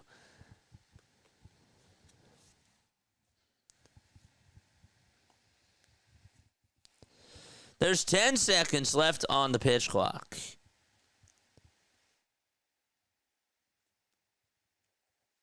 One ball, 2 strikes, and here's the 1-2 pitch on the way. Swing and a miss. And Brandon Marsh is down on strikes, and we're going to go to the top of the 7th inning. It's 6-1 Phillies. Caglione is going to lead it off for Kansas City when they do return. What was I going to say? I was going to say something, and I forget specifically what it was. Do you guys have a favorite jersey that you own? Like, I don't know. Like, I feel like jerseys are cool. I like jerseys, but they're so expensive. And I don't, like, I'm not somebody that that likes to buy a lot of them. But I do have a Bryce Harper one, and I really, really like it a lot. I also have a Howard one. The Howard one's cool. But does anybody own a jersey? And if so, which one is their favorite? And which one do you have that's your favorite? Let me know down below. It doesn't even have to be like a Phillies jersey. It could be anything.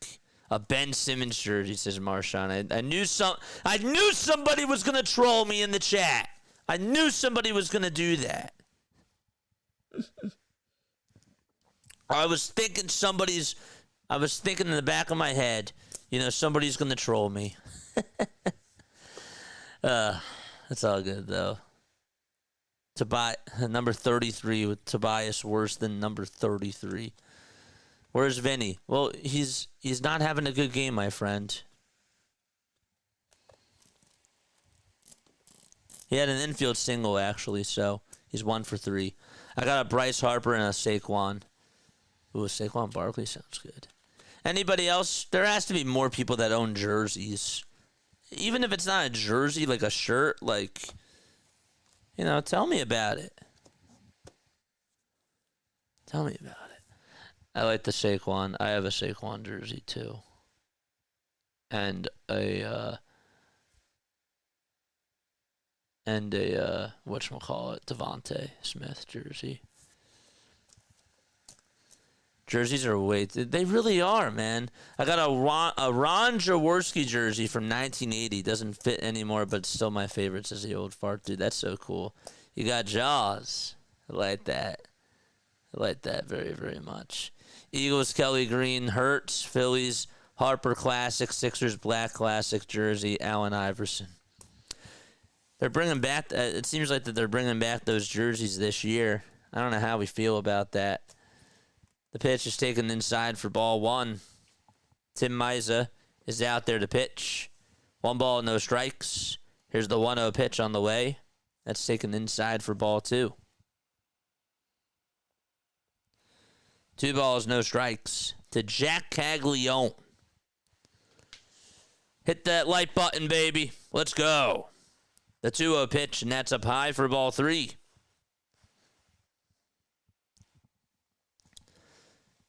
Tim is the 3rd pitcher utilized tonight by Philadelphia. Used tonight by Philadelphia. 3 balls, 1 strike. I have a Ruiz and Lee Phillies jersey. Ooh, we got TJ McConnell. Let's go. Great Darren Dalton jersey. That's sick. I love that. That's cool. Halladay is the only Philly jersey I ever got. R.I.P. Yeah, man, for sure. What's up, AJ? 3 balls, 2 strikes.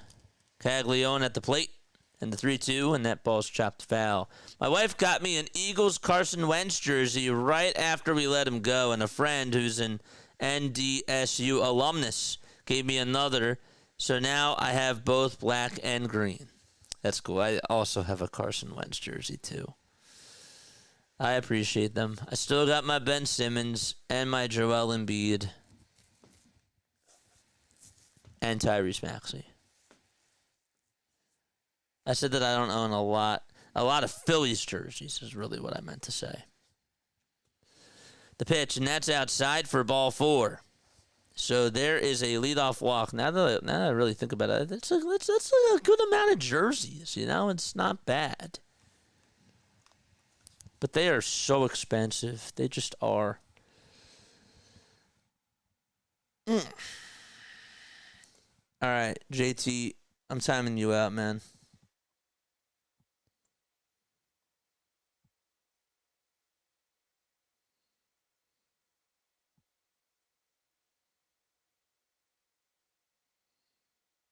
Did I hide him? Yeah. The pitch. There's a swing and a miss. I just got annoyed. I saw that the mods timed him out, but I was like, nah. He needs to be gone.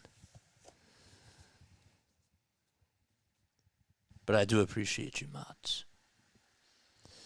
The ball is 2 strikes. There's the 0-2. That misses down for a ball. I got a powder blue Pete Rose. Charlie Horse. Or yeah, Charlie Hustle. How would I say Charlie Horse? Oh my gosh, Charlie Hustle. Am I tired? Nah, I'm good. The pitch. Line drive, base hit back up the middle. And so there's another single hit by Kansas City. And so they got runners on over at first and second. All right, we got to lock in. We got to lock in here. It is stretch time after this inning. I got my wife a Barry Sanders Lions jersey and a Red Wings a Zerman. How long was he in the league?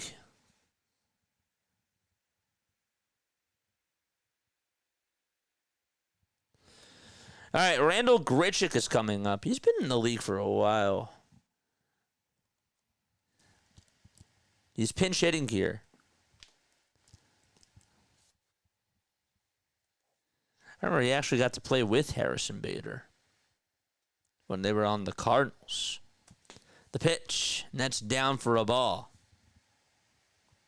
1 ball, no strikes. Top of the 7th. Grichuk hitting .224. 1-0 pitch on the way. Swinging a fly ball, hit out over towards right field. It'll stay in the ballpark. And the catch will be made for out number 2. Caglione does tag up from second. He goes on over to third. Out number 1, that is.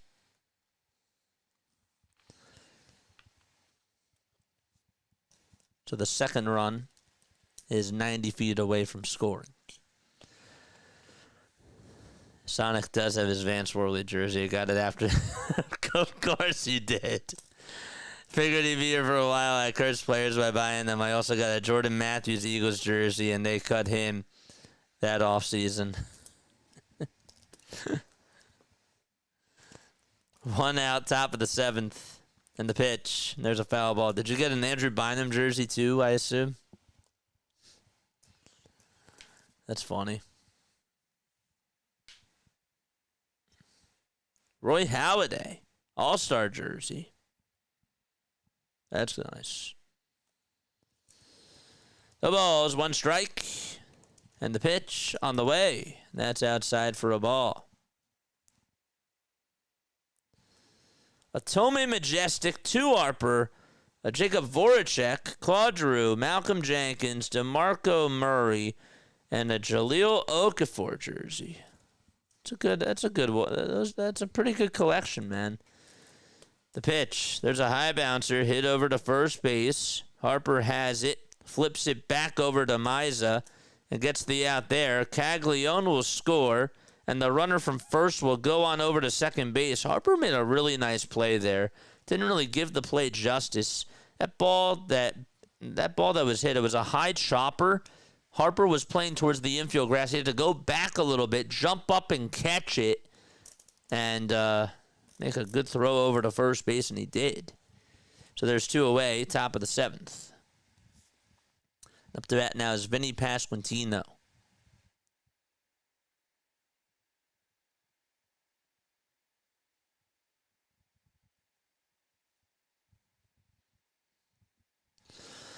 No balls, 1 strike to Vinny. He's singled back in the 5th.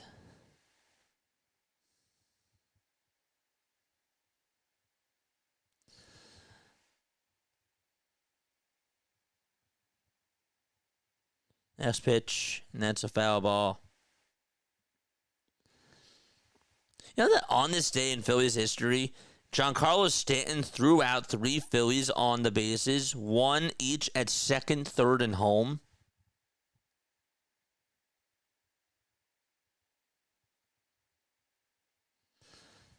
Phillies did actually get to celebrate with a victory as Nick Williams had an RBI double that was in the 15th. I don't remember that game.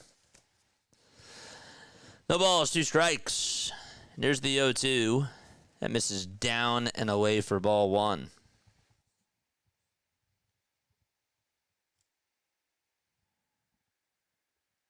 I'm in a reflect type of a mood, I guess. I don't know. Talking about best games of the year, best games of all time, moments. I don't know. Maybe I'm just in a history type of a mood today. 1 ball, 2 strikes. We're in the top of the 7th. There's 2 away. Let's focus on the present, JJ. 1-2 is the count. There's 5 seconds left on the pitch clock. And the 1-2 pitch is chopped foul and out of play.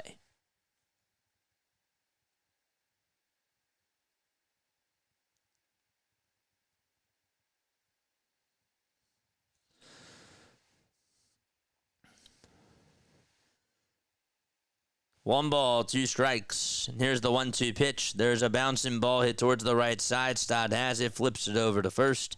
That's in time. And we're going to go to the top, or the bottom of the 7th inning, that is. 6-2 is the score. All right, I am going to ask you a Phillies trivia question, and if you get it right, you will hear this. If you get it wrong, you will hear this. Okay. Who am I?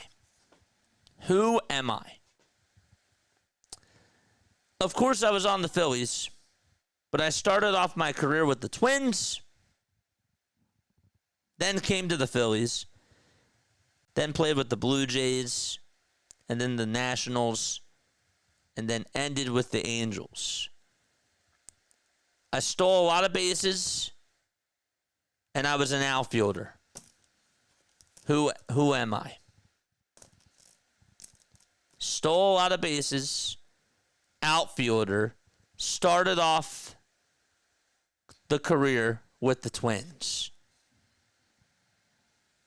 Anybody want to guess who I'm thinking of? Scott Rowland. Ben Revere. You got it? I can't believe you got it. I thought that was a good one. I thought that was a really good one. That's insane. Good for you, man. Ben Revere is correct. Good for you. That was awesome, man. Props to you. I thought I had you all there. Ben Revere. Yes. Really nice job, Philly. I loved Ben Revere. Me too, man. Taylor Clark is going to pitch. Ben Revere, good for you, dude. That's what I'm talking about, man. That's so sick.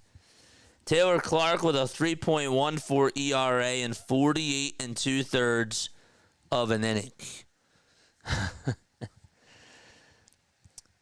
Otto Kemp is in the box. And the first pitch is a 96-mile-per-hour fastball that's in there for strike one, right down the middle. He was like ready. He was like, Ben Revere, got you. No balls, one strike in the pitch. And that's a foul ball.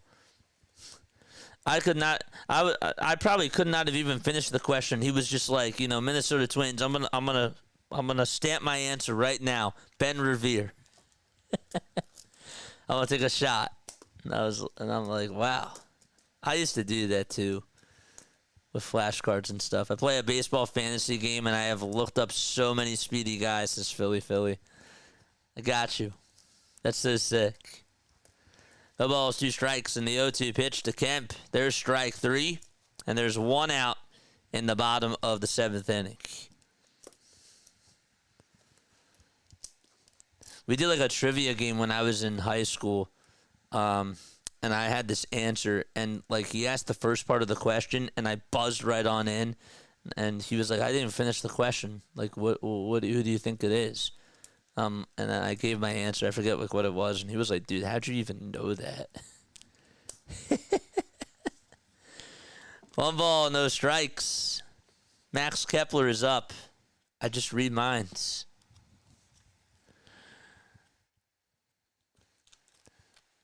The 1-0 pitch to Kepler. That ball was fouled over towards the right side.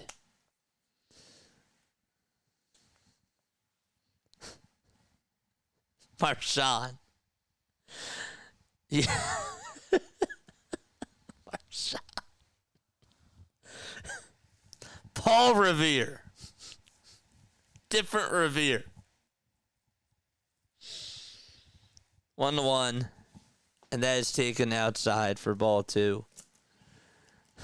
Ben Revere. Probably ran. The Mets are coming. Oh, that's funny. That's funny. 2 balls, 1 strike in the pitch. That's taken inside for ball 3. So it's 3-1. We're in the bottom of the 7th. There's 1 away. That's funny. 3 balls, 1 strike. We're in the bottom of the 7th. Kepler's 2 for 2. with a 1 out. Clark kicks, fires, and there is a foul ball that goes out of play.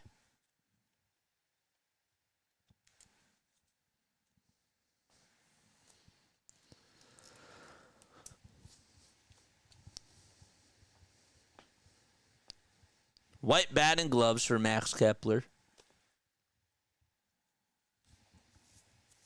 So the count is 3-2.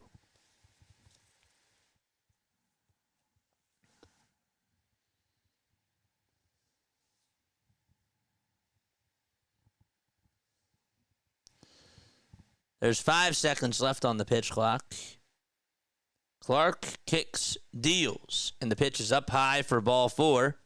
There's a 1-out walk here in the bottom of the 7th. Ay, ay. I want you to get some vitamin D, JJ. Why? Why? I go outside.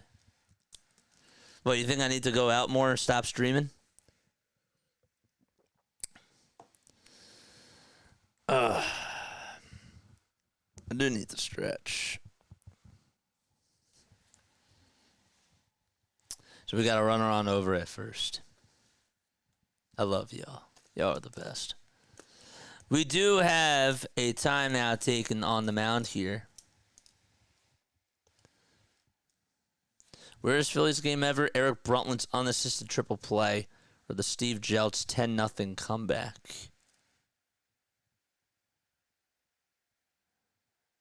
I don't know, chat. You answer that for me. I think that 10-0 comeback is weird.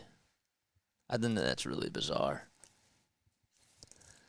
Here comes Wes Wilson. And Wilson takes the first pitch at the knees for strike 1. That's a slider.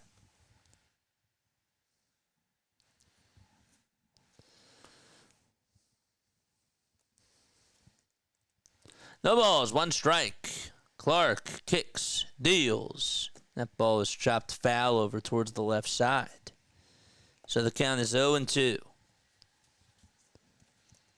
Don't forget to like, don't forget to subscribe. Hit the bell icons too, folks. And that way you will know when we do go live. Wilson is 3 for 20 as a pinch hitter with a double 2 runs scored and 7 strikeouts.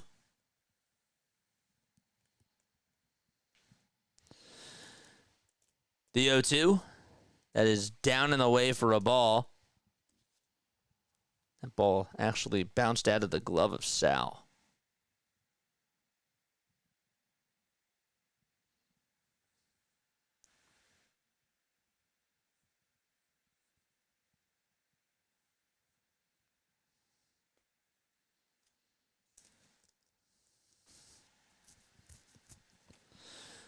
So 1-2 is the count.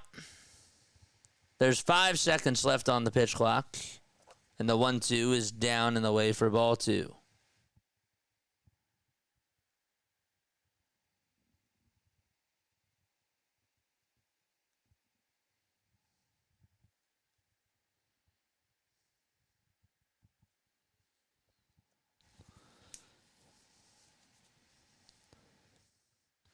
Two-two pitch. That ball is lined foul. Now to play.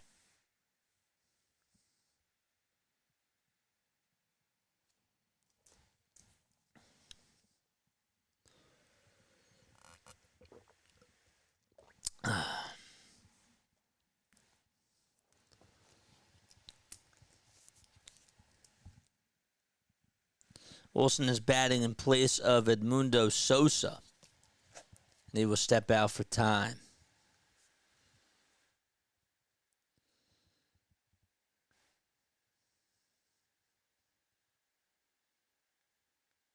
That's weird. So Walker Buehler tonight, 5 innings, 5 hits, 1 earned run, 1 walk, 3 strikeouts, and 90 pitches. 2-2 pitch, ground ball hit over to shortstop. The throw to second, there's 1. The throw to first, Wilson will beat that out. So that is a 6-4 fielder's choice.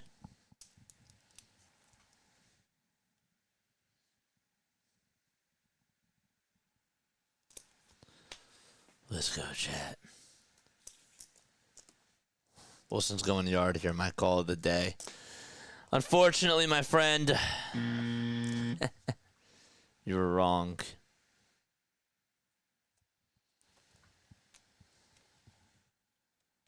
I meant double play.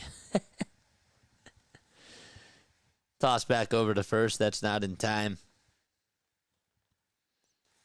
Olsen able to dive back on in there safely.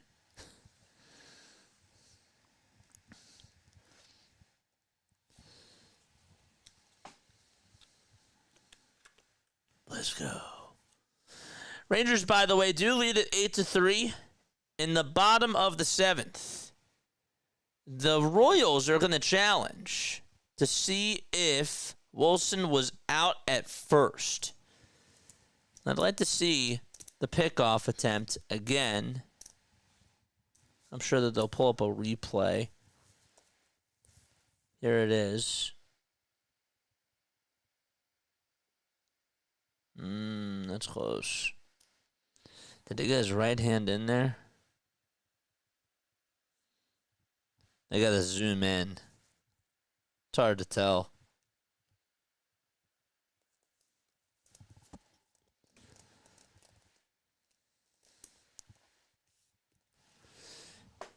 Let's see this angle. Okay. So Pasquantino catches it. Does he swipe him on the left wrist?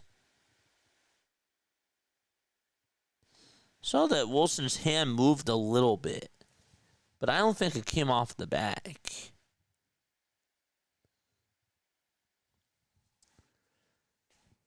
So he's safe. And the Royals do lose their challenge. Guess that they were thinking, well, what do they have to lose?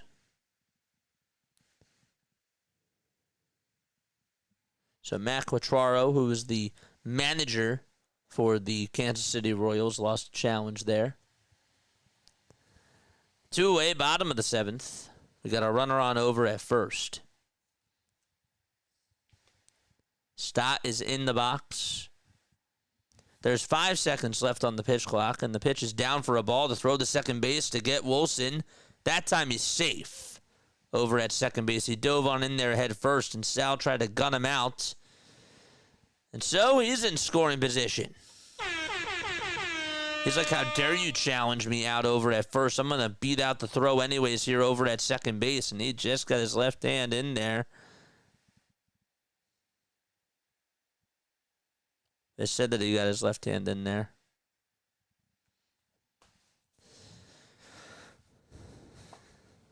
One ball, no strikes to Bryson Stott. And here's the 1-0 pitch. That is low for ball 2. Don't forget to like. Don't forget to subscribe and turn on the bell icons too.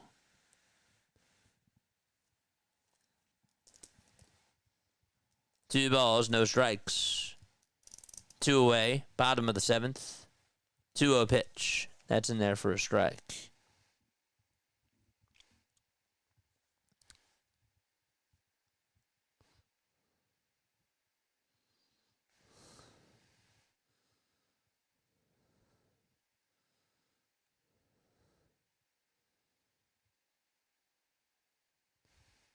The pitch to Stott. In the air. Hit out to right field. Goodbye.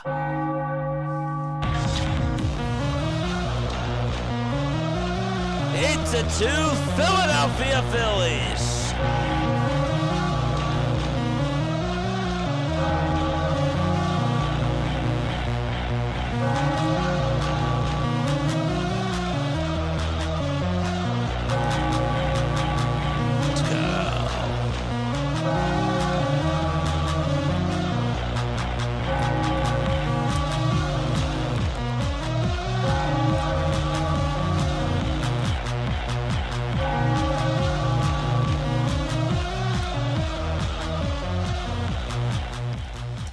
Comes Rafael Marchand in the pitch, and that's taken for a strike. Thank you for not spoiling that. I do appreciate it. Do not spoil the game. No balls, 1 strike. Bottom of the 7th, and here's the 0-1. That's high for a ball. So the count is now 1 ball and 1 strike. Don't forget to like. Don't forget to subscribe. Turn on the bell icons too, folks. We have 215 likes, 511 people watching. Hit that thumbs up button, folks.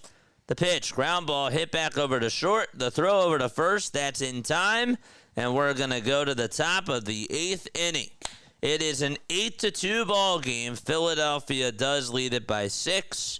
And they'll be back in just a few moments. We're also going to take a very quick step off. Don't go anywhere. Hey everyone, hopefully you're all doing well. For those of you who haven't heard, I'm hosting my very first charity stream on September 18th and September 19th to support the Familial Dysautonomia Foundation in honor of my brother Mitchell, who passed away from this disorder 5 years ago.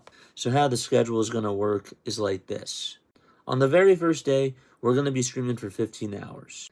During the first 3 hours, I'll be talking about familial dysautonomia, sharing stories about my brother and what he dealt with on a day-to-day basis, and just raise as much awareness as we possibly can. Then during the next 12 hours, we got MLB Diamond Zone, and we will be on doing our regular Diamond Zone stream. For those of you that don't know, MLB Diamond Zone is something that I came up with, and basically it's like NFL Red Zone, but it's for baseball. On the very next day, we'll do Diamond Zone again. That'll be from 6 o'clock up until 9:30, and then we got the Phillies game. They play at 9:40. They're taking on the Arizona Diamondbacks. So in short, we're going to be on for 22 hours. No ads will be played during those 22 hours. I am aiming to raise $500 during those hours of streaming. Again, no pressure to donate, but if you can, every little bit does help. If you could just spread the word, share the post that I posted on my community tab, I would really appreciate that. I'm just looking forward to making a difference together with you guys and doing this in honor of my brother Mitchell. I think he'd be really proud, and I'm really excited about this. Let's do some good. Orion Kerkering is going to go out there to pitch for the Philadelphia Phillies. This will be game number 63 for Orion on the season. So we got 10 seconds left on the pitch clock, and the first pitch from Kerkering, and that's a foul ball hit out of play over towards the right side. Man. Judge passed Joe DiMaggio for 4th most homers in Yankees history. Jeff McNeil just got ejected 10 minutes ago after a called 3rd strike from Jacob deGrom. That's how you know that the Mets are playing bad baseball. 1 ball, 1 strike in the pitch. That's outside for ball 2. By the way, the Yankees are shutting out Boston 4-0. That's in the bottom of the 7th inning. We got Diamond Zone later tonight. Make sure that you guys stay on for that. The 2-1, and that's a foul ball.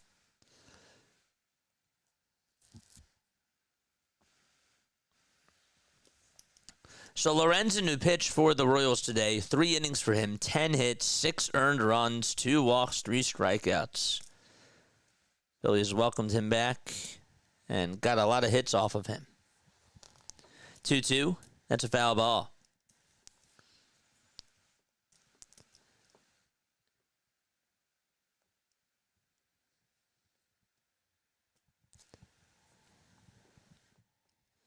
Two balls, 2 strikes, and here's the pitch. That is a foul ball, and that one goes out of play.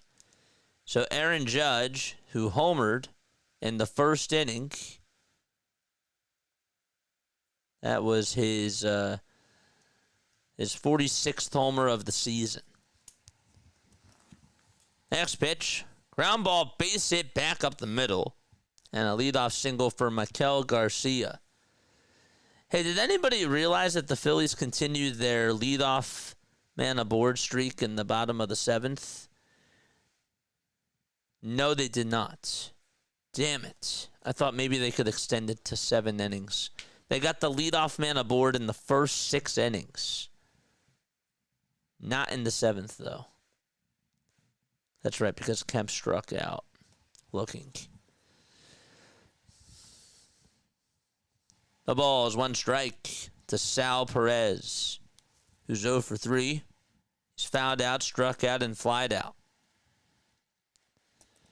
The 0-1 pitch. That ball's grounded foul.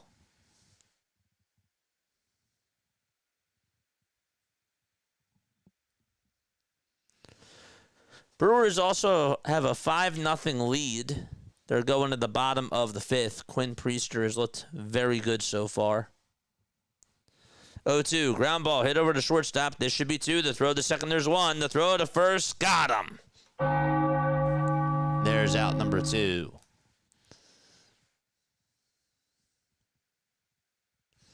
Priester, 5 innings, no earned runs, 4 strikeouts, 4 hits.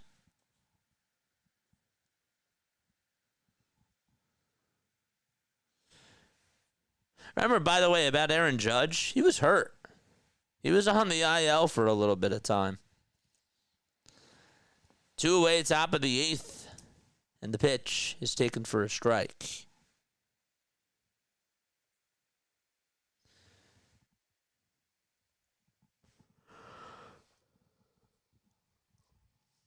My man has 47 homers and 490 at bats.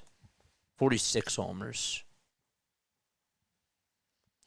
The ball's 2 strikes, top of the 8th inning. 2 gone. Frazier up at the plate. And Kerkering kicks and delivers, and the pitch is high for ball 1. The Rangers look like they're about to add on to their lead. They have bases loaded with 1 out in the top of the 8th. 1-2 pitch. Got him. Struck him out.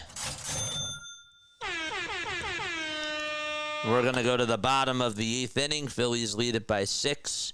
It's an 8-2 ball game out in Philadelphia. All right.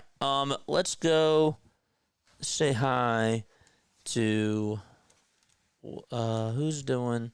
Is anybody doing the Phillies Royals game? Anybody doing it?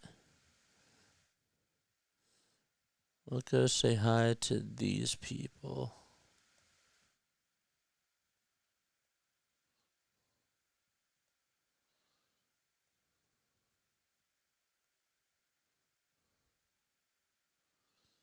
We'll go say hi to these guys.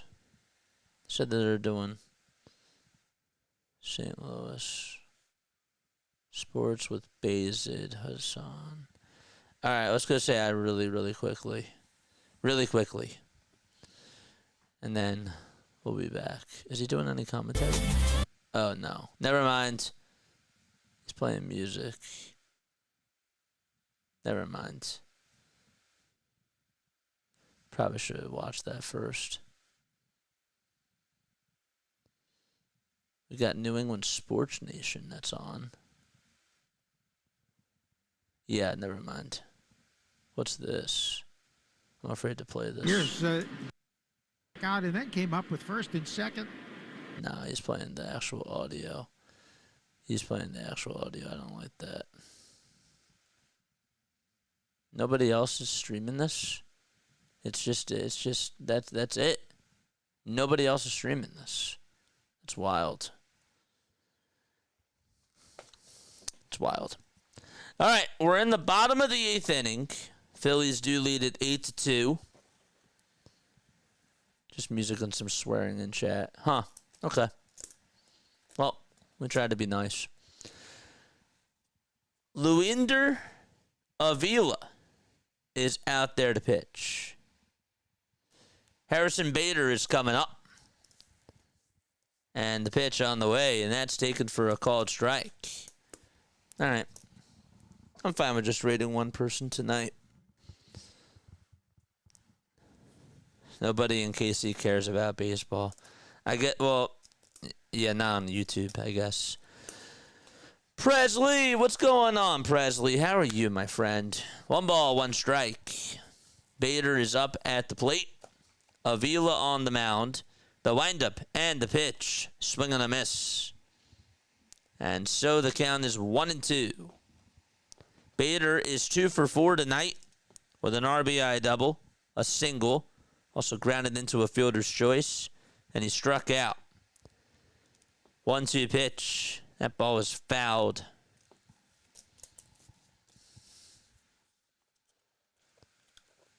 Red Sox just got a run.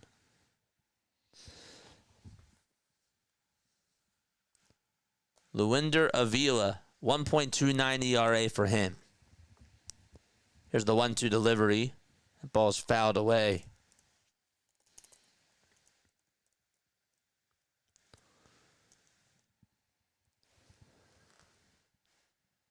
Oh, that's so cool.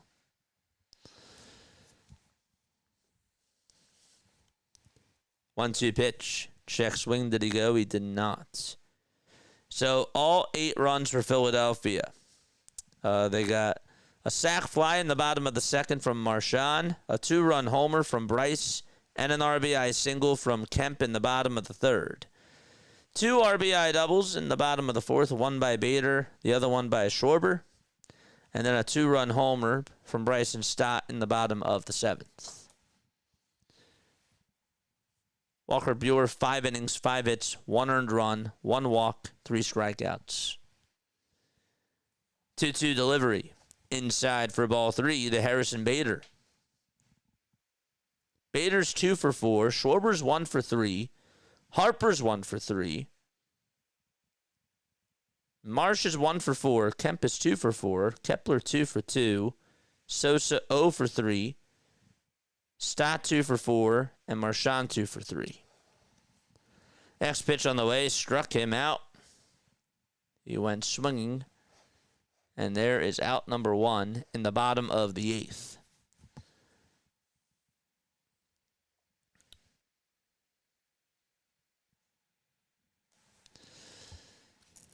First pitch to Kyle.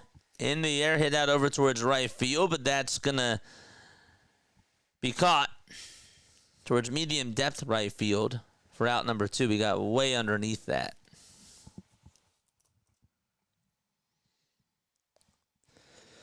Phillies have 14 hits. They've put up 8 runs. And in total, well, they're 5 for 12 today with runners in scoring position. They've left 7 guys on base. Miza did give up an earned run. Also 1 walk, too. Next pitch on the way to Harper. And he grounds this one over towards second base. And the throw over to first is in time. That was backhanded by the second baseman. And we're going to go to the top of the 9th inning. Last chance for KC when they return. All right, hit that thumbs up button, baby. Hit that thumbs up button. Let's go.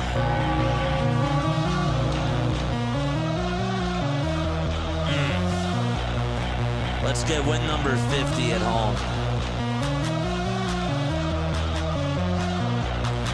Let's do it. All right. After this, guys, I'm going to say this right now, okay? After the game is done, we will be going on for Diamond Zone at 10:30. I have to take care of some things, so I will not be doing a post-game show. But all I will say is this. Walker Buehler was fantastic today. He had a very shaky start in the first. I thought that his command looked a lot better as the game went on, and I thought that he did a much better job controlling his pitches. The fastball looked good. The off-speed stuff looked a lot better. And it wasn't just like a fluke. I thought that he actually really dominated today, and he wasn't just getting lucky out there. Are the Royals struggling? Yes, but he was taking advantage of them, and I saw that as a big positive. The lineup just continues to do really, really well. I'm so happy for this lineup. They are finally putting together a good string of games offensively, and they're doing it with no Trey Turner and with no Alec Bohm right now. It's a delight to watch the Phillies hitting out at CBP, and I'm all for it. We've been demanding it for a while, and we are getting that. They are dominating these games in all assets. It's awesome. It's really awesome. So, now you just got to close the deal as we go to the top of the 9th inning. We are now 24 subscribers away from getting to 7,350, guys. That's awesome. That is so awesome. So we're going to the top of the 9th. Max Lazar is going to pitch. I like this spot for him. He has a 4.76 ERA. Hopefully he doesn't give up too many runs. But it's a good spot for him. He has a lot of breathing room. Here's the first pitch. That's a strike to Michael Massey at the knees. And the count is 0-1. Let's go, chat. Yeah, but I'm saying offensively, no Trey Turner, no Alec Boehm. Offensively, yes, no Wheeler too. That's pitching-wise. But yeah, the pitch. That ball is popped up over towards shallow left field. Marsh is there. He'll make the catch. And there's one away in the top of the 9th. Yes. Get that magic number down to 3 for the division. I agree. Caglione 0 for 2. The pitch. There's a pop-up hit out over towards shallow right field. Where is it? Kepler says he has it, and he does. And he will make the catch. One more out to go.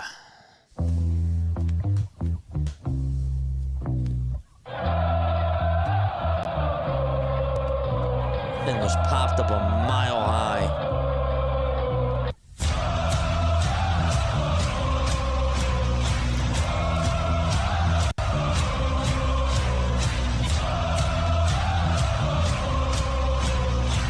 So 2 outs here in the top of the 9th inning. And up to bat will be Jensen. First pitch that he takes is on the outside corner for strike 1. That was a knuckle curve. Carter Jensen in 5 games batting just a $125. 0-1 is down in the dirt for a ball.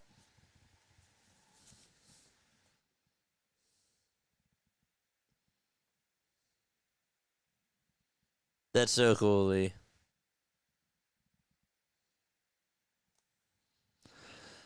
Here's the 1-1 pitch. Foul ball back towards the screen. And so Kansas City is down to their final strike. Fans on their feet. 1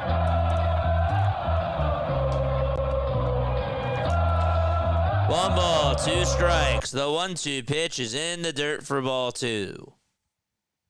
That was a splitter. Did I say Banks is pitching? Lazar is pitching. Lazar will reset again. The 2-2 pitch. It's up high for ball 3. And that will make the count full.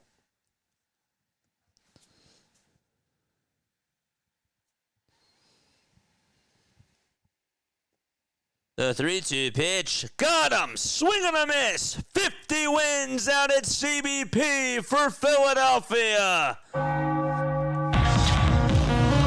they have cut the magic number down to 3 to win the NL East.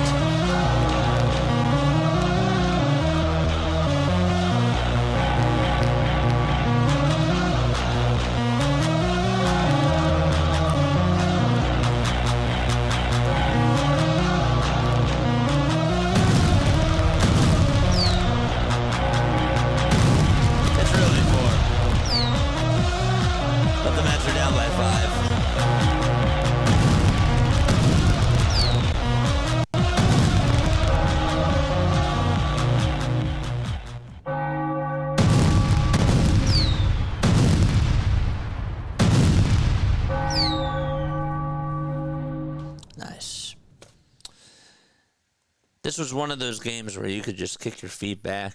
You could sit back. You could have a beer. You could relax and just breathe and not have any stress at all whatsoever. Because that's what this Phillies team is doing right now. It's gotten to the point where, as a fan, I'm sure that you're just bored. Like, these games are not even close. They are dominating their opponents right now. And that's what you want. We're not getting any stress. No stress. There's no cardiac. There's nothing. Holy Toledo. Walker Buehler, who was just picked up, DFA'd by the Boston Red Sox, comes on into tonight out at Citizens Bank Park, goes 5 innings, and just allows 1 run. Loved the off-speed stuff that he threw today. He's not the strikeout dominant pitcher that he once was. He's now a pitch-to-contact type of a guy. I really believe that throughout these next couple of weeks, if this guy can just come on in for a few innings and just keep you involved, buy you time to score offensively, I think that is a good role for him. I do. I liked the signing. I know I said at first that there's a reason why Boston dropped him, but it's a low-risk, high-reward type of a move. This was like Noah Syndergaard when the Phillies got him. You remember that? Remember when the Phillies got Noah Syndergaard at the deadline in 2022? This is your Noah Syndergaard type of a move. Okay, he's not the same that he used to be, but he can go out there and buy you some time. Eat up some innings, and that way you don't have to tax your bullpen in middle relief. You know, if Aaron Nola has a bad outing or whatnot in the playoffs, this guy can come on in. Taijuan Walker can come on in, buy you a few innings, and then you can still use your bullpen. So I thought that he did great. I thought that he did everything that I asked him to do tonight, and I was really happy about that. There's no doubt about it. You got to keep Bader in the leadoff spot. 5 games in a row where he has gotten 2+ hits. Wow. Phillies did strike out more times tonight. Specifically, the first 5 hitters, they struck out 9 times. You'd like to see that go down. But hey, Otto Kemp, 2 for 4. Had that RBI double. That was nice. RBI single. Kepler went 2 for 2. Kepler got on base 4 times. Max Kepler, listen to this. Okay, Max Kepler, this is what I wanted to say before. I didn't say it. Max Kepler has gotten at least 1 hit in 6 of his last 7 games. He's batting .320 in the month of September so far. It's actually now gone higher than that. But that's good. That's really, really good. We're getting the best stretch of Max Kepler right now. And Nick Castellanos doesn't even have to play. There's no reason why Nick Castellanos needs to be in this lineup right now. Put Max Kepler out in right field, keep Marsh in left, and Bader in center. There's no reason why you need to be starting Nick Castellanos right now at this moment in time when there's a lefty on the mound. None. And Bader needs to be playing every day. He needs to be in the leadoff spot every day. I was wrong. I was so wrong. Even just with him leading it off. I like it. Prove me wrong. I give you applause. So they did that. All right. That's going to wrap it up for me. Chat, I love you very, very much. Buehler today was the man. The next man up mentality is real. And I like how relentless this team is right now. So, all right. Don't forget we got Diamond Zone in about an hour. I'll make the stream. I'll make the setup. Got to go take care of some things. But I'll catch you all in a little bit. All right. Bye. Lala Tov. Good night.